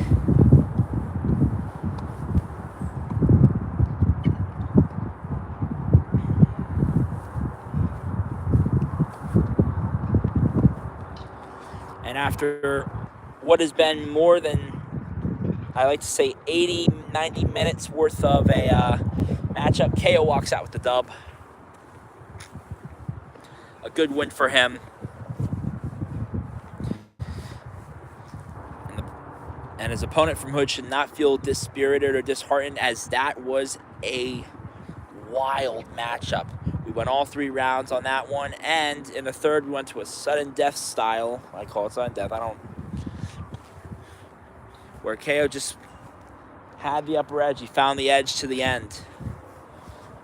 As Lewis hands the balls off to the sophomore, it's his turn to serve.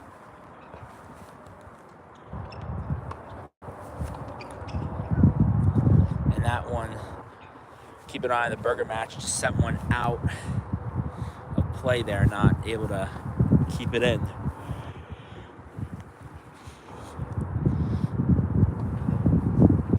Three of the 5 are done, 2 more to go.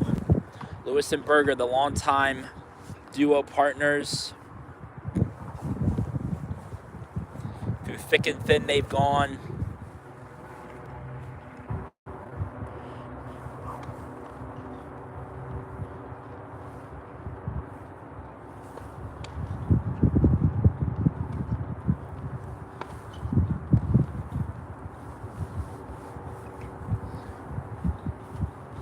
So far, the weather has treated us to quite a delight, allowing such a wonderful tennis match to go on. So I was going to cross my fingers that it continues onward till the end. That way we can finish this out.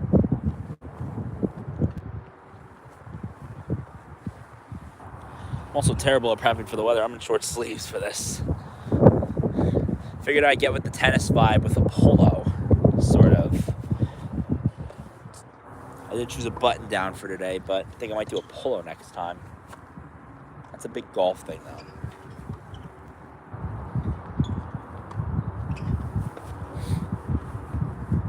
Oh, and beautiful. Berger able to pull one out. I know we weren't on him for that play, but able to just send one over and able to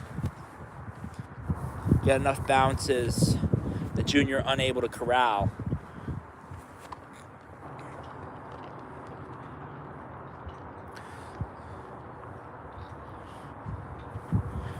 Spectacular athletics of Jayden Lewis going on down here on the other court. And so we'll get a nice return, and not able to leverage that one. The sophomore is going to be very, he's going to want that one back.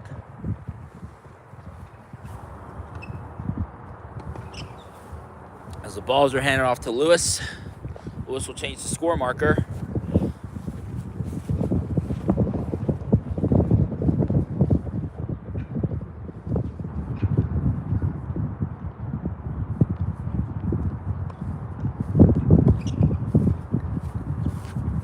Which I cannot read from this angle.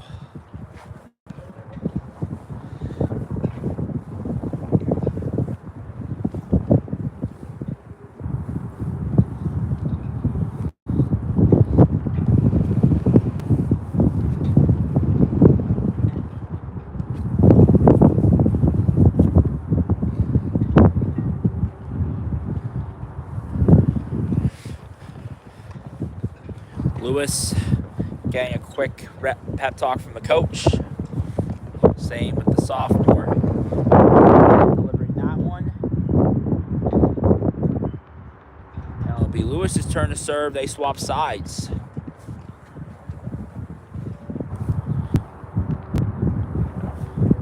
Lewis looks ready for this one. We'll see how he decides to see how his first serve goes on this side.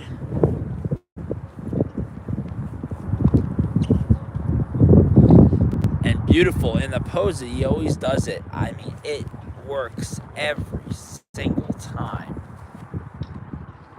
Able to just get that one centered.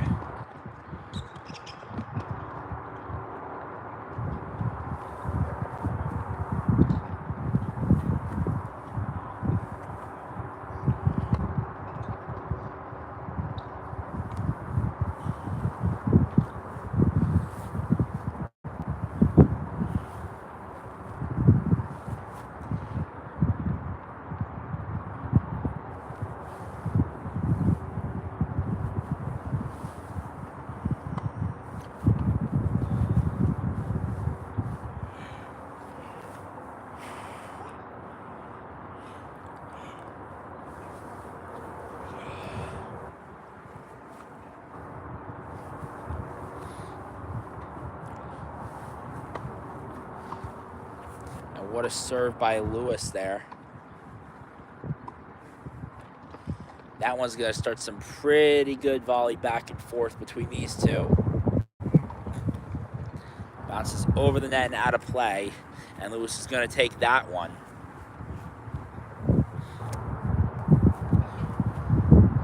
I'm going to shake hands on it. Looks like Lewis... Is it over? Are they continuing? Yes, that matchup is over. Jayden Lewis ends up winning against a sophomore. Now we can move over to the Berger matchup, the last one of the day. Berger will continue out his matchup, and after that, the festivities should be over here. It's one of the shorter matches for you folks out there that may not know a whole lot about this. It's going to be one of the shorter matches. Both lineups do not field a whole lot of players, and Quinbron even less than Alvernia concurrently fields. So we'll finish up with the Berger matchup, and then once that's all over, we can call the festivities for the day, and you folks can get back to your day.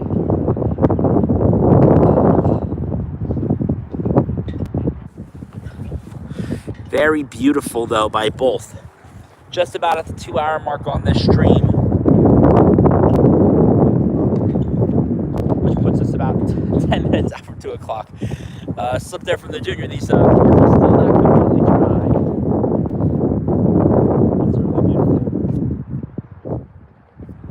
It's about 7 minutes out from the 2 o'clock mark.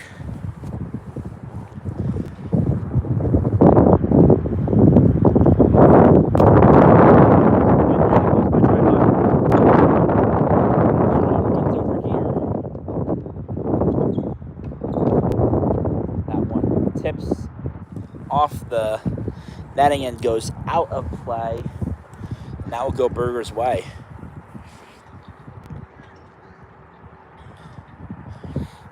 So far, Alvernia is 3 for 3 on matchups today with Berger, Brisbois, McDowell, and KO all winning their respective matchups today.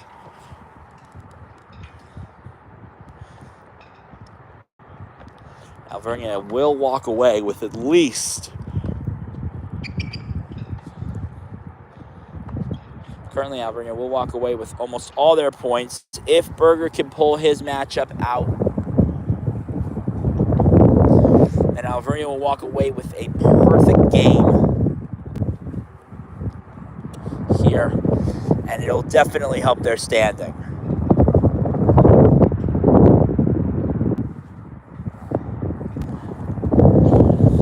Yeah, they talk about it like this, obviously a rebuilding club, not very large, but you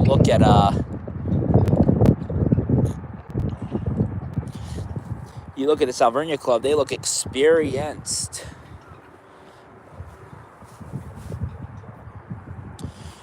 Although what else are you going to get from Berger, Lewis, Brisbois, and KO?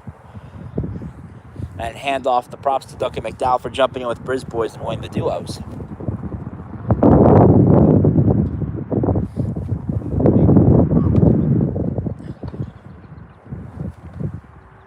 Jayden Lewis able to conclude his matchup quite quickly. Not a shocker for anybody here. Jayden Lewis does not like long singles matches, and in fact, his doubles actually go longer somehow.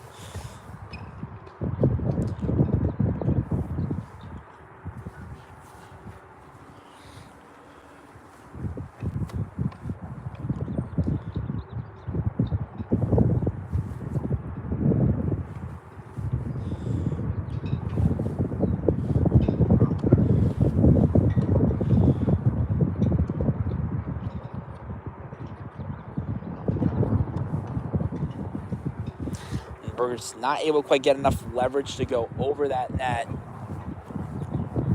Nonetheless, it is a beautiful one at that.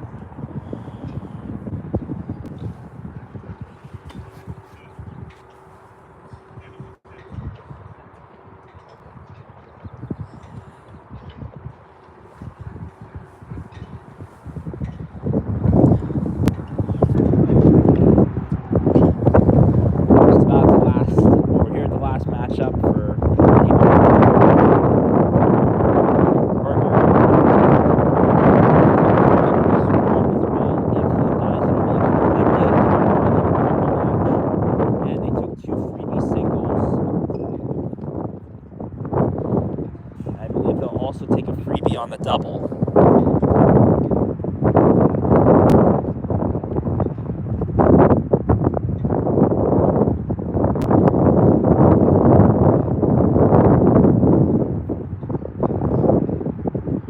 Some big numbers for them today.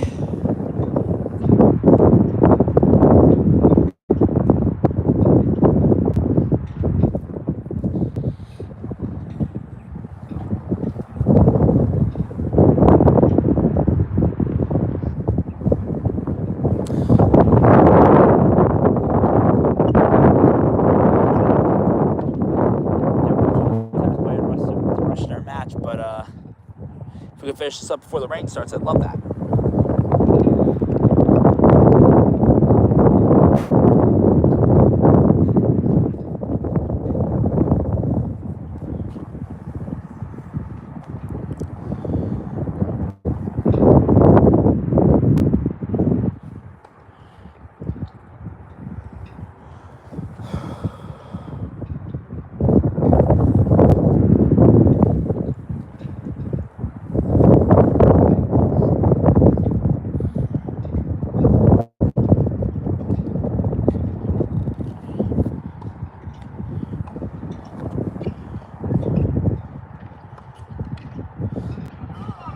And nice by Berger. He takes that point.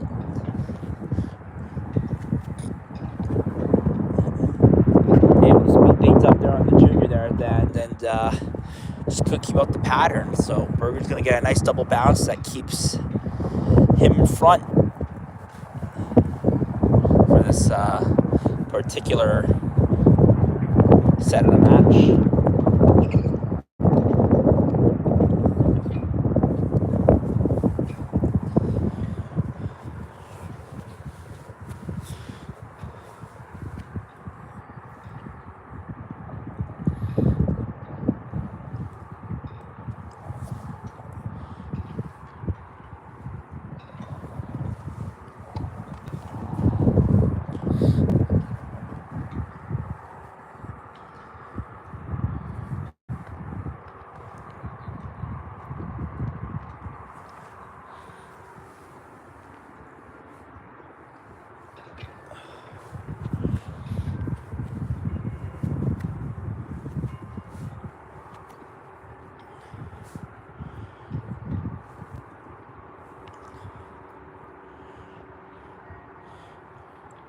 They're going to take a quick breather here.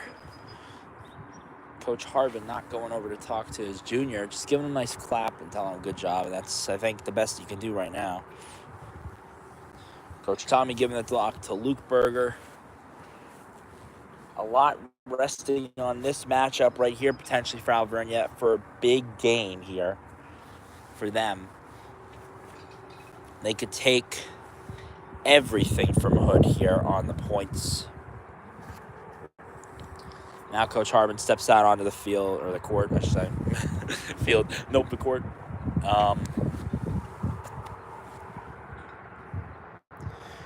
2 o'clock now here in Reading.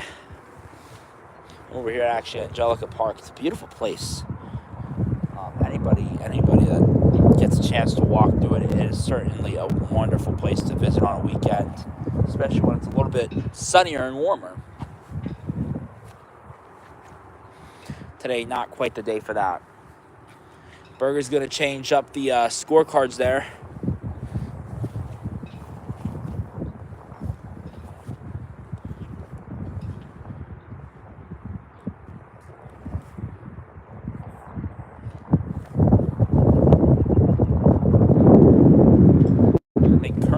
Him ahead in the match.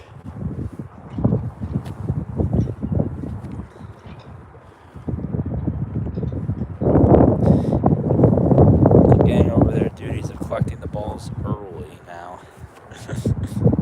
The best part about this is you gotta get the balls afterwards.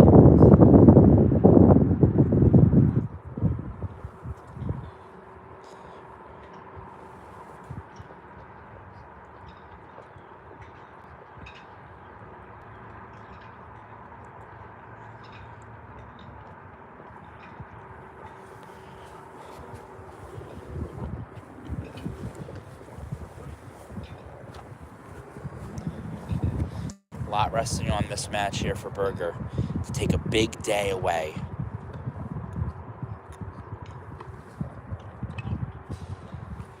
And calling that one out. Berger's going to fall behind on that one in particular.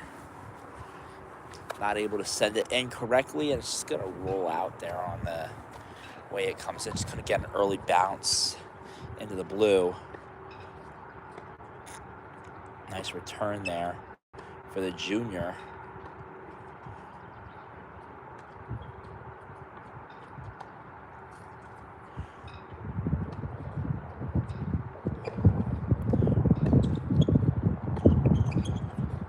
And really making the junior work for it there. He's moving and grooving all over.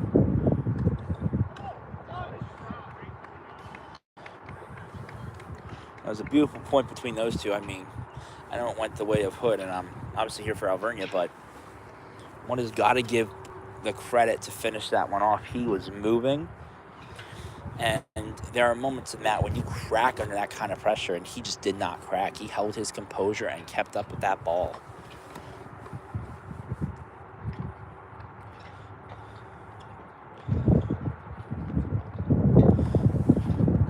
Coach Harvin now on the bench for this matchup, and not able to quite recover from that one was the junior for Hood.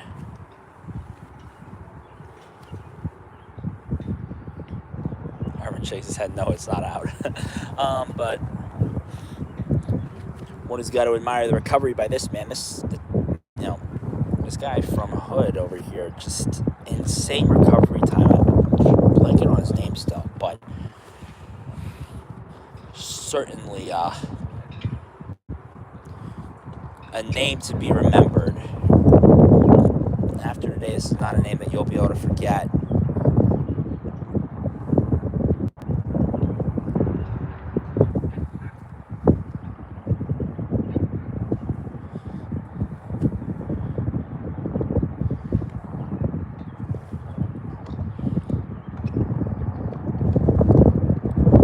That one hits the fence, or not the fence, excuse me, the net between the two. Berger will go up and collect the balls.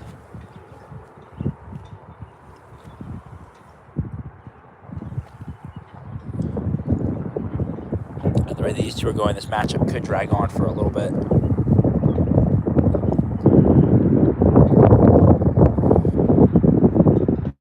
Hood trying to come away with a positive on the day. Berger trying to get a clean sweep here for Alvernia.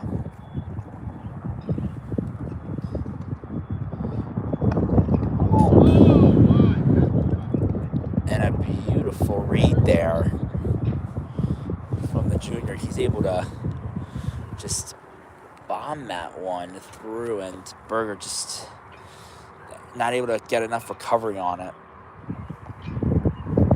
He would have had to react like a bullet on that one, and that is not his specialty. bullet reaction recovery is not Berger's specialty. Where he really does well is in first move aggression and relying on his opponents to get tripped up by his intensity in play. When an opponent can respond really well to Berger, it doesn't exactly help his game. In fact, he helps get tripped up by it.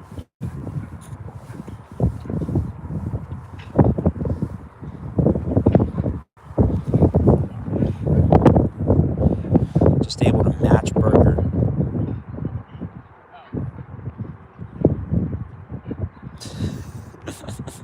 Just able to match Berger and the speed on that one.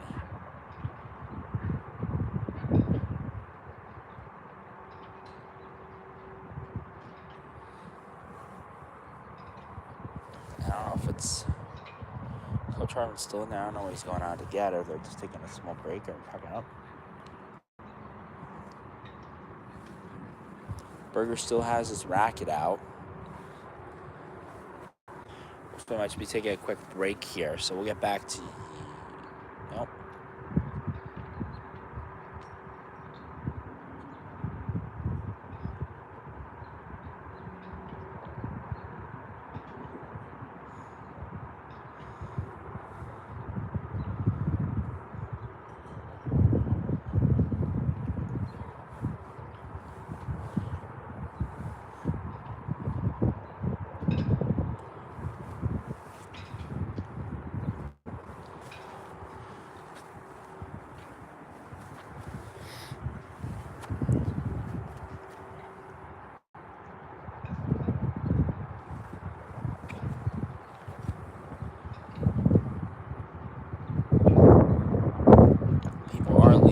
Festivities might be over here.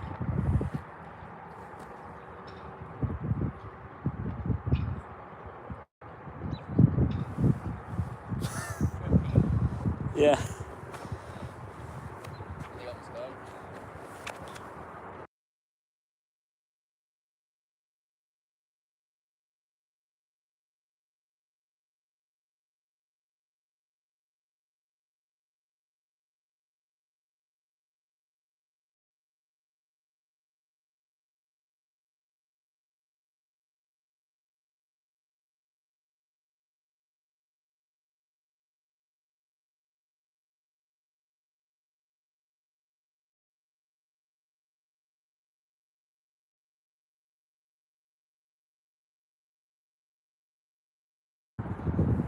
I think we just had a quick bathroom break in between here. I thought it was odd that he left the court so abruptly. I was like, what happened? Don't worry, we will finish the match. But it appears that some of these guys are going to get their early drives back to Maryland here.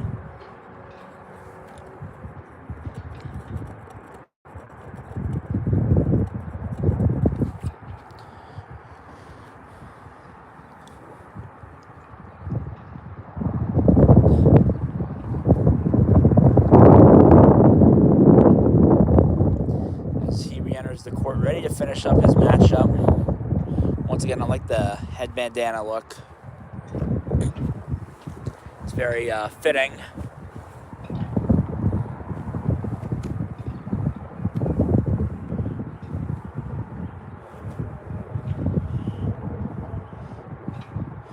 As the crowd thins out to a few spectators and the players, we're going to finish up what is the last of a spectacular day for this Alvernia group. Even if this matchup does not go Berger's way, it definitely was high-spirited, and Alvernia's coming away with a lot of points on this one. Talk about a cash grab for points, right? A couple freebies in there. First serve goes to the missed serve. He's got to try that one again.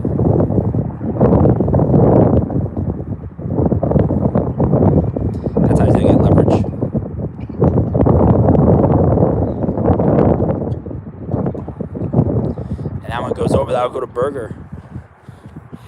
Able to find the calm in his game. It looked like at the end there, the junior was running left, right, and all over and was able to outdo Berger in that department there.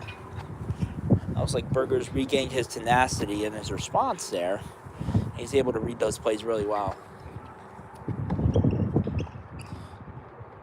On that one, just too low, able to get a nice double small bounce on that one to close it there.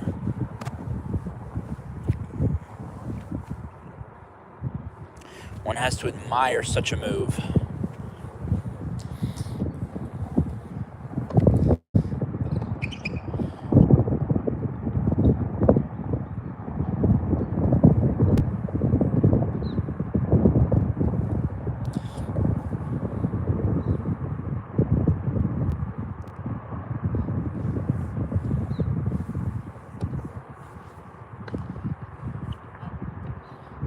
Calls out on that one.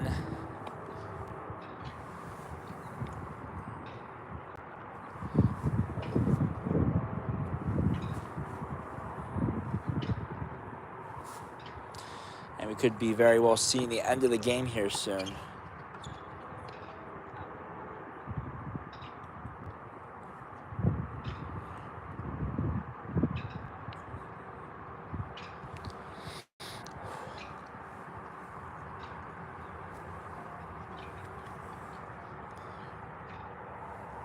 Sorry if the camera's moving a lot. There's some wind and I have to hold it, but it's not helping. The only thing it's helping is helping it not fall.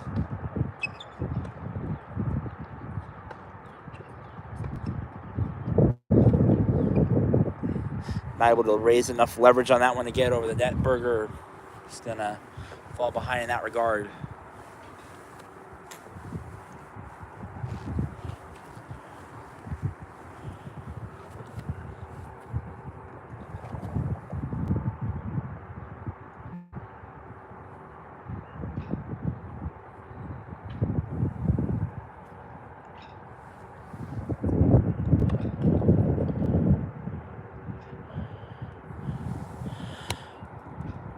That one's sent out of play there. As Berger's playing a little bit further back. Trying to get like a good angle of the court so now y'all can see what's going on. Beautiful, able to just beat him out there. Berger does. I mean, it is incredible what I'm watching here. Speed does not match up against his juniors from Hood, but his strike first mentality is definitely throwing him off on some of those.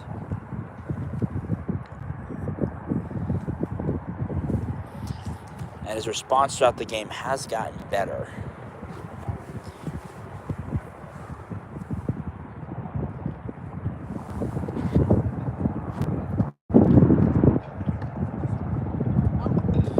Calls it out on that one. Going to end that one. Going to extra volleys. Berger will change up the scoreboard there. Get a quick pep talk from Coach Tommy. Sorry, he'll change the scoreboard. And it looks like it may all soon be done for Berger here.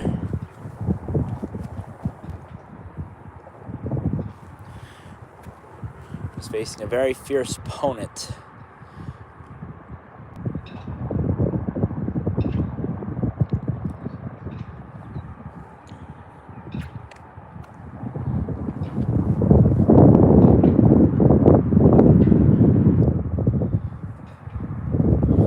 As Berger preps himself for the match, for the rest of the match ahead.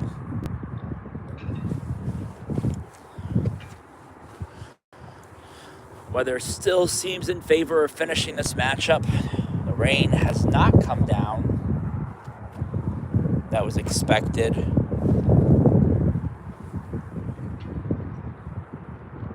Although, I would not advise anybody to come out here now. It's not a... While the weather isn't bad. It's not desirable. Take a quick pause here to get things sorted out. Just come back to court. Berger ready for the serve.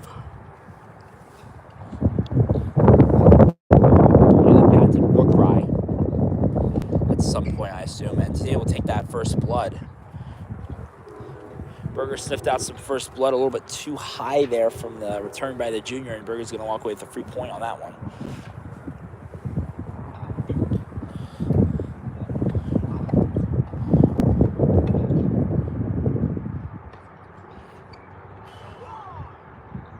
And nasty by Berger right there. It was a beautiful one. Quick and nasty as it went, it just tripped him up. And looks like Berger's going to try to make a big comeback here. Oh, tried to slot it in. Set it off the racket there, the back of the racket, just not able to get it over the net.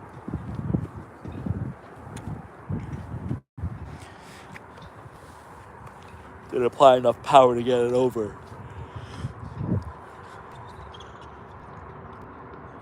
And that was beautiful. Able to read him coming in and just send it over far enough that it goes in play and then out far enough that he's not able to catch up to it. I knew I had to go through a between the legs type of shot there. He wanted to do that. Pull off some basketball style moves with the racket. Had to be a miracle to get to that one.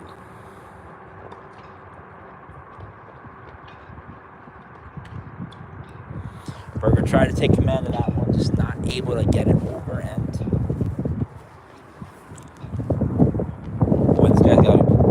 His opponent's going to be breathing a sigh of relief after the last couple of volleys between the two. Berger has just been dominant.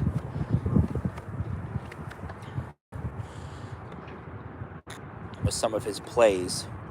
Another one that just hits off the net. Berger's been nasty on a couple of them. They're going to swap up on the serving. Fall to the junior now. And let's see if Berger can keep his streak going against him. He's had a good run since he started serving. And a couple of nasty plays to take command of this game from Hood. Now we're not able to quite go over the net. We'll get a missed serve and a reserve. Hear the trains in the background. One of the famous landmarks of the Reading Railroad. Beautifully goes right through here, shockingly. That one goes out. Berger not able to quite catch up.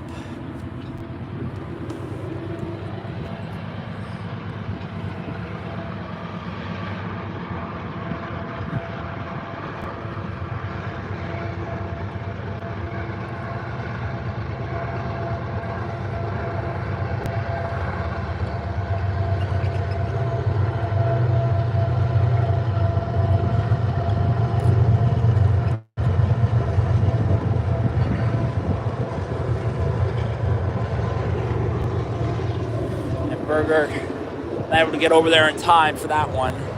Well, it might have gone out. I'm not quite sure.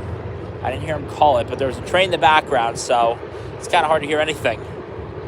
There you go. You guys can see it run right there. That's the Reading Railroad, folks. Beautiful. Good news is it does not keep me up all night while I'm on campus. But if you come down here, you can hear it go. On a beautiful play by Berger there. He's able to win that one out. Sends it just down the side. Stays in for one bounce, second bounce. And beautiful, beautiful play.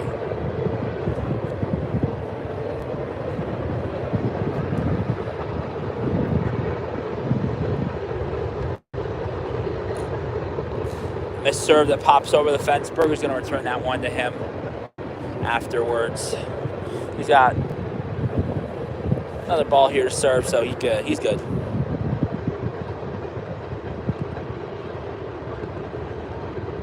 And that one goes out of play. Berger's going to rob that point from him there. able to take that to command here. Berger seems since the start of Berger's serves, he's been able to take a overwhelming command of this game here. And it's like I said, his game starts out poor, to put it very bluntly. But as the game goes on, he seems to find a way to take command and control and grab the game. Last night he wasn't able to make the full-on comeback. This time he looks a little bit more set to do so. And certainly, if he does, it'll play out to his favor. As he could use a singles win.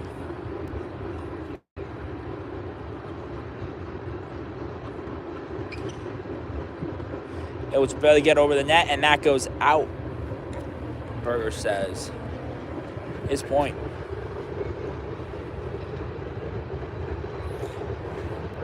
And after 150 minutes, I have folks who everyone's left.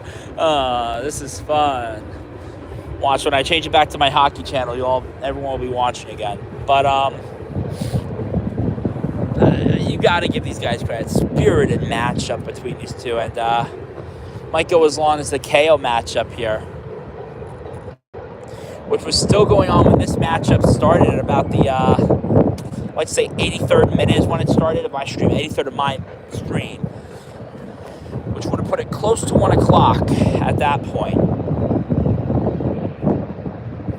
We're now 22 minutes beyond the 2 o'clock mark here, and they're taking a quick breather here. I mean, a spirited volley, Berger took control. Most certainly now would be a perfect time for a break. Coach Harvin to go give his boy a talk. And Tommy to do the same with Berger. And get them ready for the final stretch of this last match of the day. That is Coach Harvin's best player to point.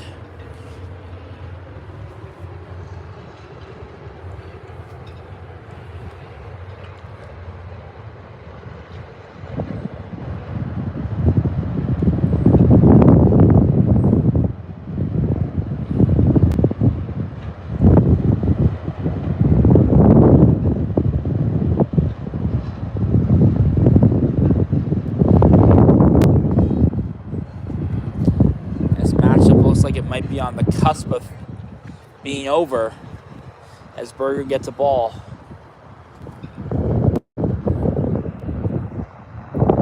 Thank you to the one person who joined me there for a second.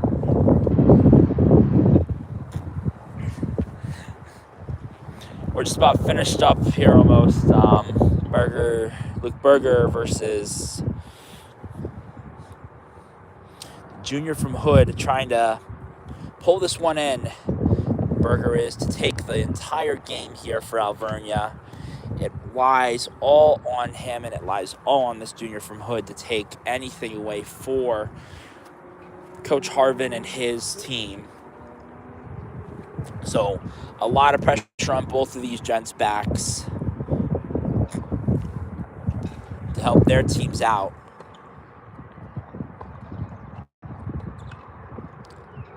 That one goes out of play, and beautiful by Luke Berger. He's able to just get that one elevated far enough and not able to corral it and send it back is the junior from Hood.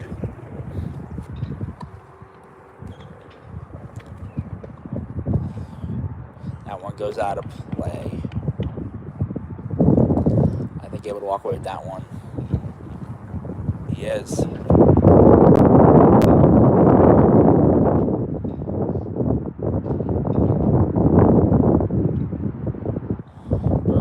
For a serve. Here, the patented war cry, able to stop him there and take away the point. Beautiful by Berger to do an absolute robbery there, and it looks like he's taken full momentum here from his opposition, and now looks to be in almost complete command of this match. might have skidded out, but it looked like it might have just went in. Either way, they're going to swap off now. It'll be his turn to serve. Berger's going to have to go back to responding.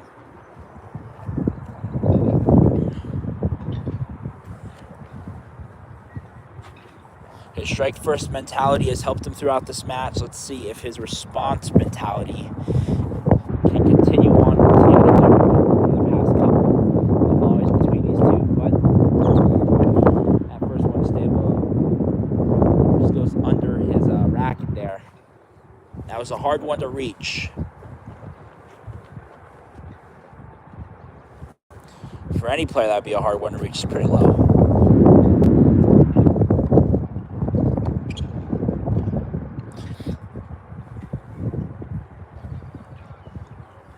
Try to be too fine on that move there.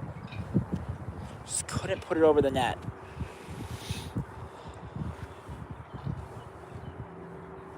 Berger's going to walk away that one easily.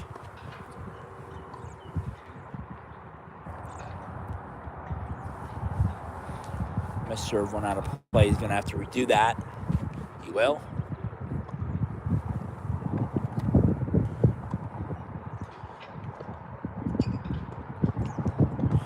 Oh, beautiful by Berger. Way to get it over the net, take the point there. And I have to say, that's spectacular. That's something I've not been able to see him do.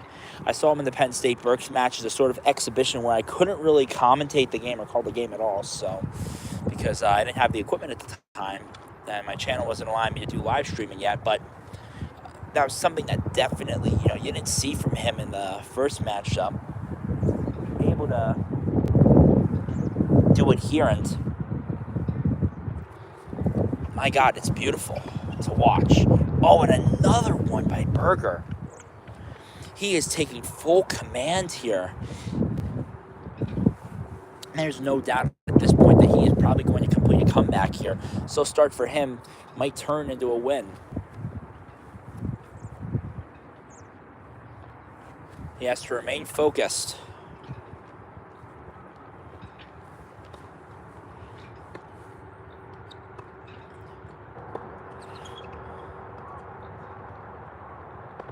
Oh, not able to quite corral that one in, but he almost had some leverage on it, and you got to give him credit.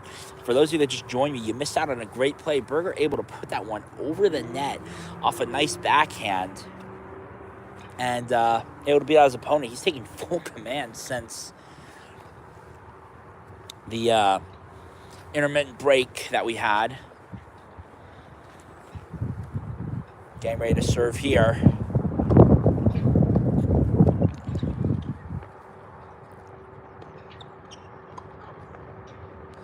Called out there.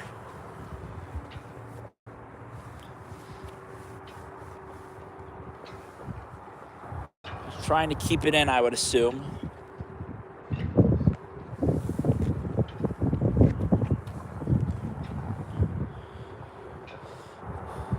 This match could be coming up on 3 hours here. Beautiful, lifts it over the head, and I think that just hit the blue just enough to stay in play for Berger.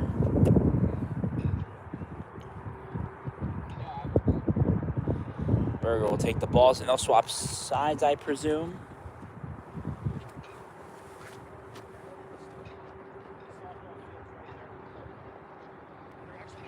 As this matchup is not yet completed, it appears.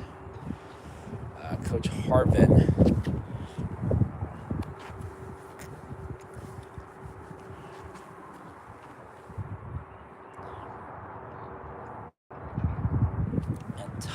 Coach Tommy trying to prep their players for what is the final stretch of this matchup. It appears. I've been saying that a lot, but apparently these guys love to keep it going. I don't know. They'll be the final stretch by 4 p.m.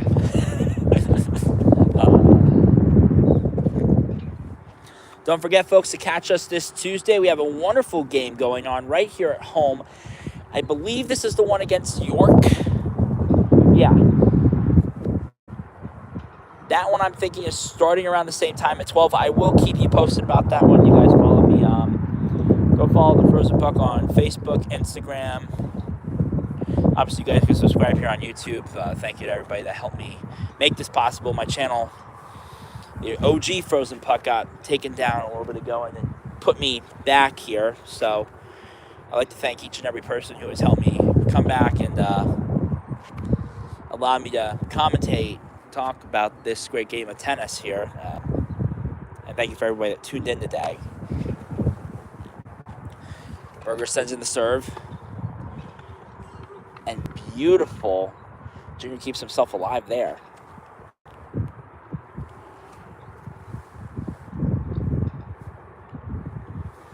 One would have to assume that we are coming close to the end, as he calls out on Berger.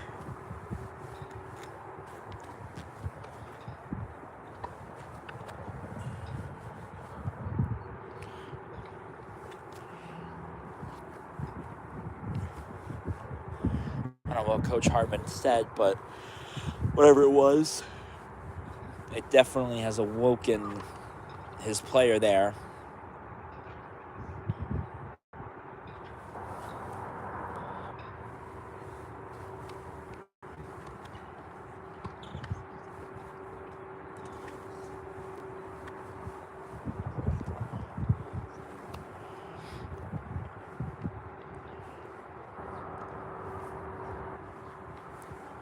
Here comes Berger. He has to try to retake control of the game here.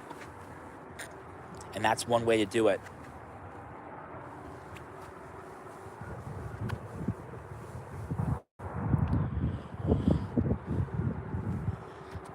It's a very fine way to try to retake control, and we'll see if he can do it here again.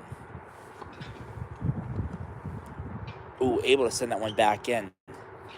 Pass just a bit short, but Luke Berger able to catch up with it, and that one goes beyond play for him.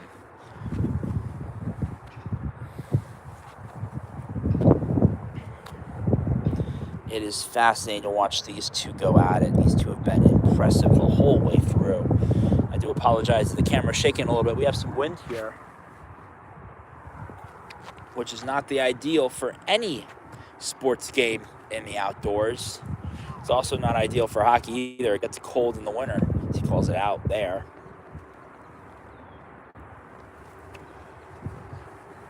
Berger's going to send it in again. See if he can pull off some comeback magic. And doesn't even need to try to go back and get that one. Is that a backhand? Just a little bit too... what's the word I'm looking for here on this one? There's not enough power on that backhand to get over the net, and the leverage that Berger had to put it all the way back there and forces the junior to play it from there just didn't really help his case.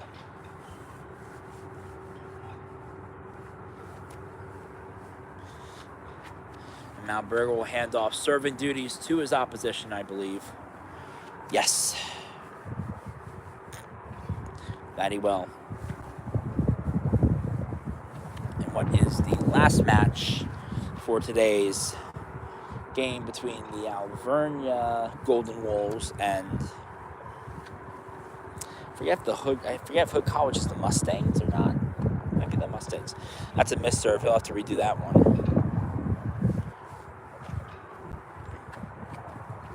Hood will have to do a redo on the serve there. We'll see how they end up with that.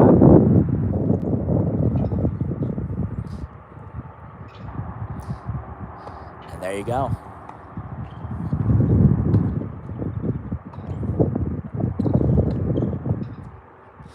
Beautiful by Berger, way to keep that one in his control, and he gets that point. I think that one just trickled out on the wrong side of the court. Didn't quite get into the blue that he wanted to. Hits the net, we'll need another serve here.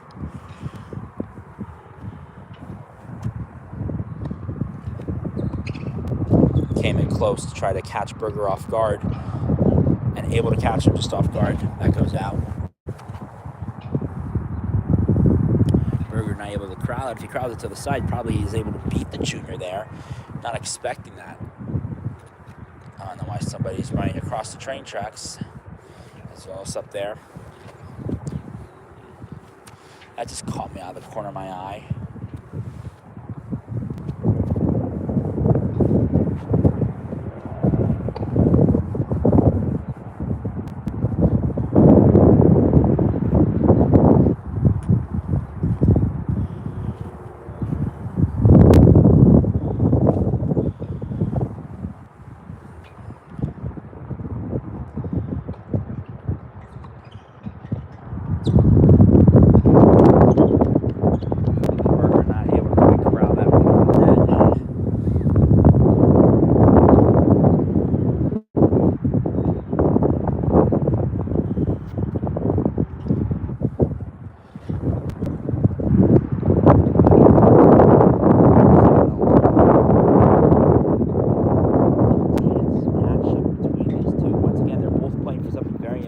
For their teams.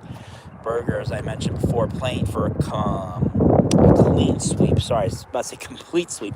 A clean sweep, I should say, of Hood here. And Hood trying to just take anything back from Alvernia here. They want a point out of this. They've already given up a couple because of not manning an equal rostered Alvernia. And then not being able to bring the fourth player that's listed on their roster is probably another big hit for them. So this matchup is oh so important here for Hood to clinch up.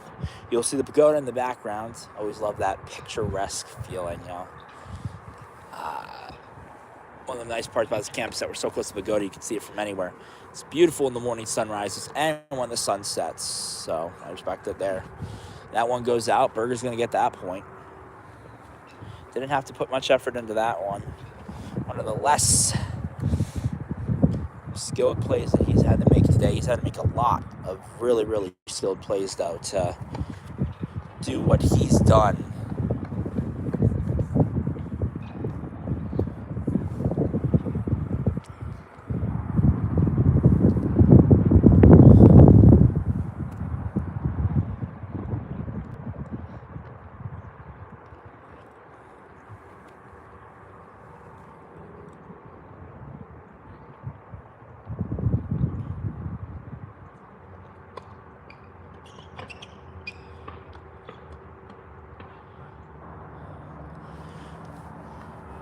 Berger not able to completely read that one. They're going to change the scores there.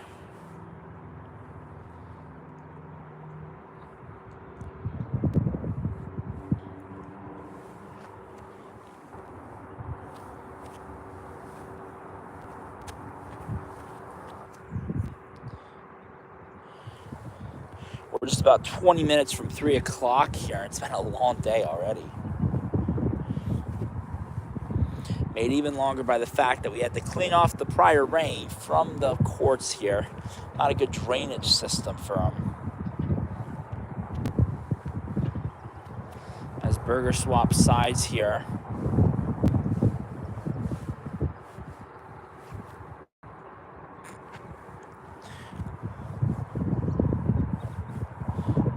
Coach Figarelli giving Berger the talk, telling him, I would assume to keep his head in the game there and just remain calm, right? Have a little bit of fun here, right? This game isn't out of your hand.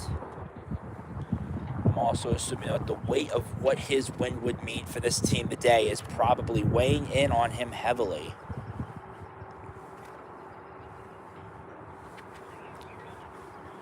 As much as it is for the Hood player that he is facing. That first serve goes down as a missed serve. He'll have to try again here.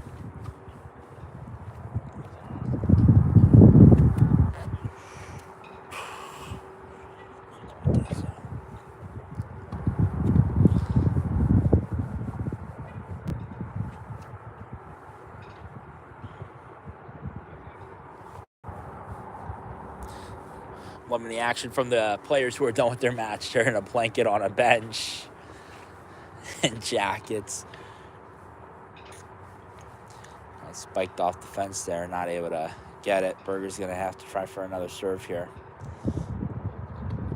Finally able to get over the net, he is. And that's out. Berger didn't have a great start with his attempts at serving, but has since seemed to make a little bit of a small recovery, especially on that last one.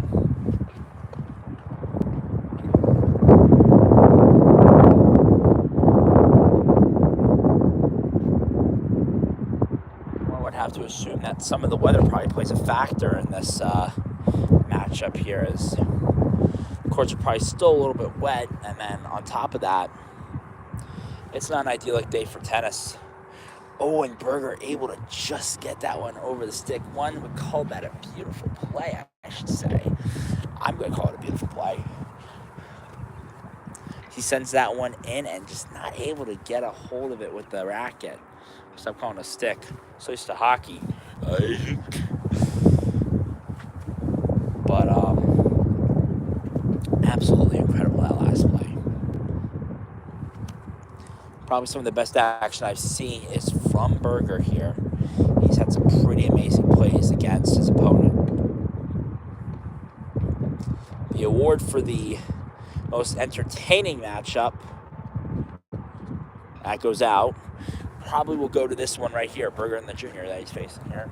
So yeah, I'm sorry, I'm blanking on his name still. But second award for the best, I say the most spirited matchup between people in singles is going to go to the KO matchup. Berger is running up on KO's matchup time.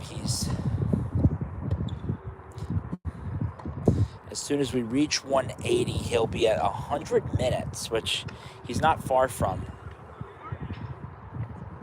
Berger able to make an impressive play there and throw his opponent off guard there. His team, his coach, and his fans recognizing exactly what he just did there. Now he's going to get himself a break.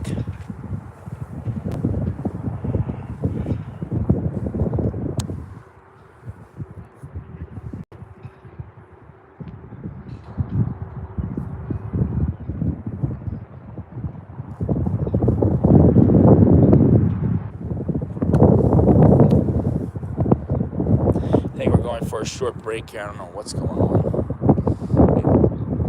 He's leaving the court again.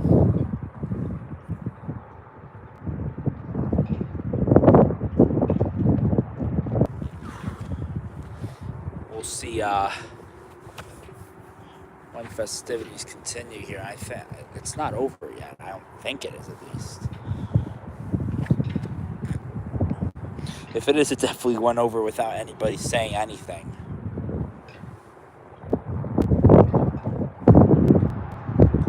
Looks like we might just be going for another break here. And now I think that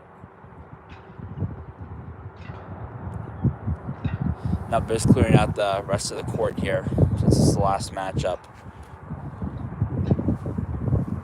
We're going to take a quick intermission here.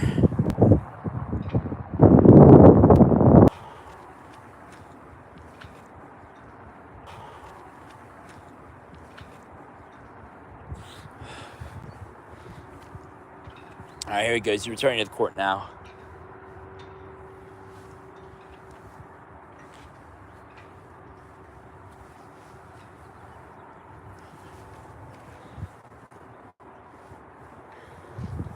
Looks like Berger might be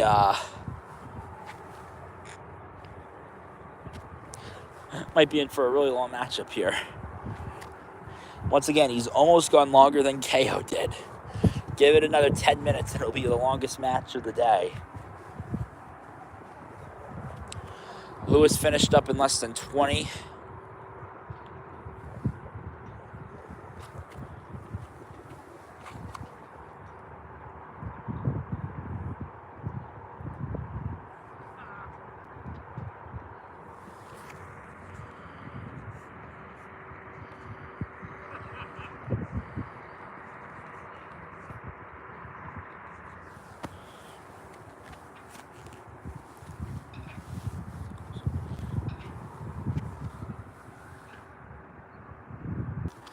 All right, we're in the final stretches here, I presume.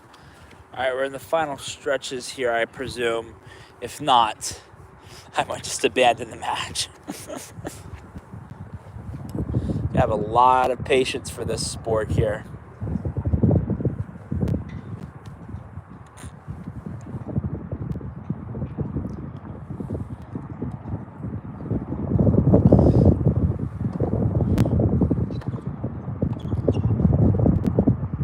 First serve, and that goes out, it appears. It's like Berger is going to get now the turn to serve. So drawing first blood on that one. We'll see how he does. Once again, he always does better when he serves first. He's able to do that one right there. He's grinding this matchup out for sure. It's got to come to a halt pretty soon, I would assume. Once again, I don't exactly know where we stand at the score, but certainly is interesting to watch unfold.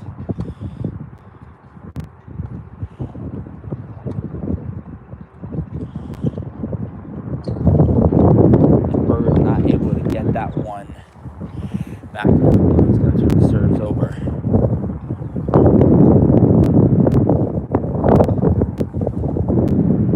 Feels like they've been going around and around for a long, long while here.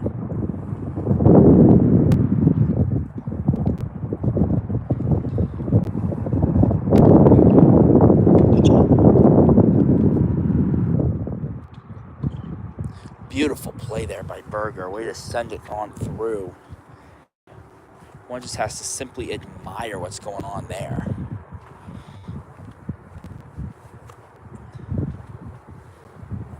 The mentality inside of Berger is absolutely insane on this one. I also got to watch the Jayden Lewis match, the Andrew KO match, the Berger match, the ones I focused on most, I would like to say, Berger and KO. And then Lewis, and then you guys got to see action of the doubles. I didn't really get to talk about it much because it was on the further side, but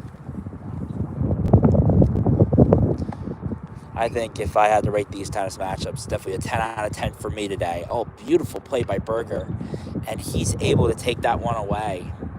Oh, what an absolutely beautiful play there. Berger sends that one over the net, gets a nice small hop, and he has to either send that one up, as he did, he's going to send it into the net, and he's sending it into the net. Absolutely beautiful by Berger. That one hitting the netting. Berger's going to walk away with another one. It looks like he's back in command of the game. Coach going to quick give him a little bit of a pep talk, as I think they're about to swap sides here.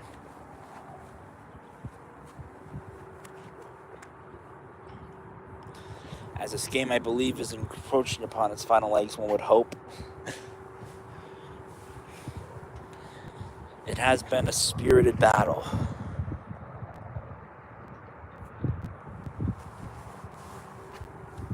And spirited is the positive term we're going to put on it. Long is the term we're going to put on it. As someone who has never really done tennis, to do a match that goes like this long, or do matches, I should say, 'cause there's multiple matches that go on, obviously, for NCAA here, but to do a match like this and have it go this long, you're eventually like, oh my God, where's the end? But they're keeping it interesting for me, I'll have to admit, and anyone at home, I'm sure it's keeping it interesting for you, because Berger's just doing so amazingly, and whenever he gets an amazing set of volleys, there's a great response from his opponent to just kind of try to retake control there. Something that one must admire about these two. And a beautiful serve right there. Now we'll catch up to it, but Berger catches it. Sent it back over to his opponent there so he can make a serve. Berger is 4 minutes from being the longest matchup here of the day. Shockingly. I think KO's ended around somewhere in the 80th, 90th minute marker. Berger's about to tie that one up and potentially go beyond it. His match having gone so far for about 100 minutes. He called it out.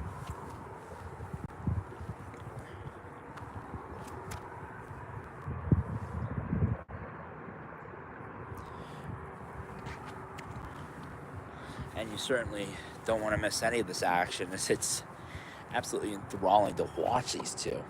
I will say, though, I don't like this hill. My feet hurt on the uneven terrain. My God. That one's out, and Berger's going to walk away with a point there.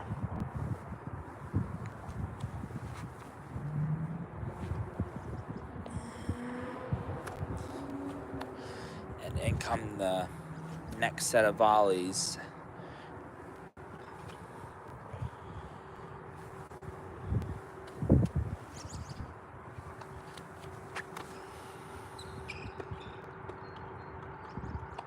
Not able to catch up to that one in time. Berger is.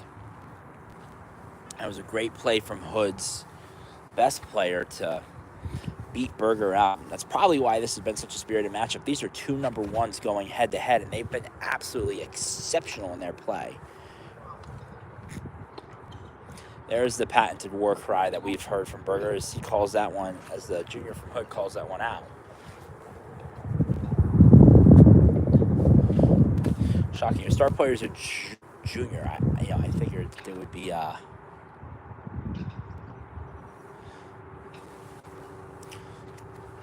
definitely a senior in this lineup, but no seniors in this lineup.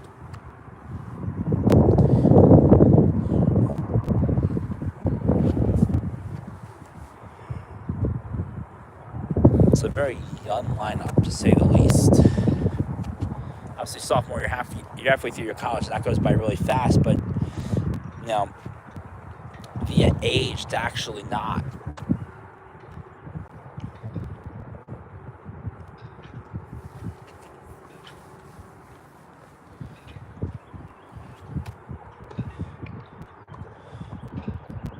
Berger calls that one out. I'll force another serve. Coach Harvin and Tommy giving their respective quick talks to their players on how to finish this one out.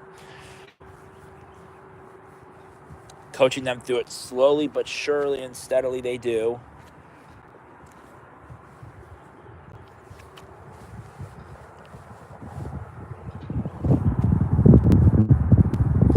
And this game has most certainly not been short. In fact, in 30 seconds, it'll be the longest match for the day. That has seen 2 bathroom breaks and a 30 million different water breaks between these two guys. I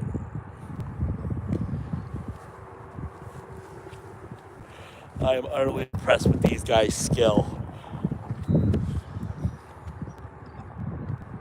Berger calls that one out. Good read by him not to go for it. He didn't take a bait.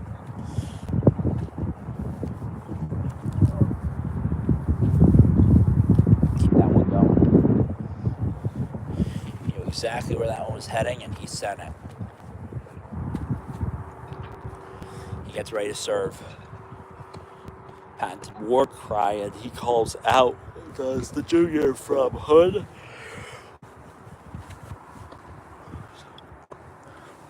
Berger able to get right back on him, though, and stop him there. He sends it right into the net, and Berger walks away with the point on that one. And that's game for those two. Berger comes out with a win. Absolutely beautiful. Alvernia gets a clean sweep for today. I'd like to thank all of you for watching today. Good job to these guys today on tennis. And for anybody that hasn't subscribed, be sure to subscribe to Top Spin Tennis TV. Such a good network, and this is a part of a subsidiary network of sports channels that I do run. As a reminder, all rights to this broadcast are copyrighted and owned expressly by me. Thank you very much. No, I'm kidding.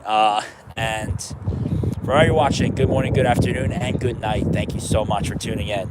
This has been Alvernia versus Hood.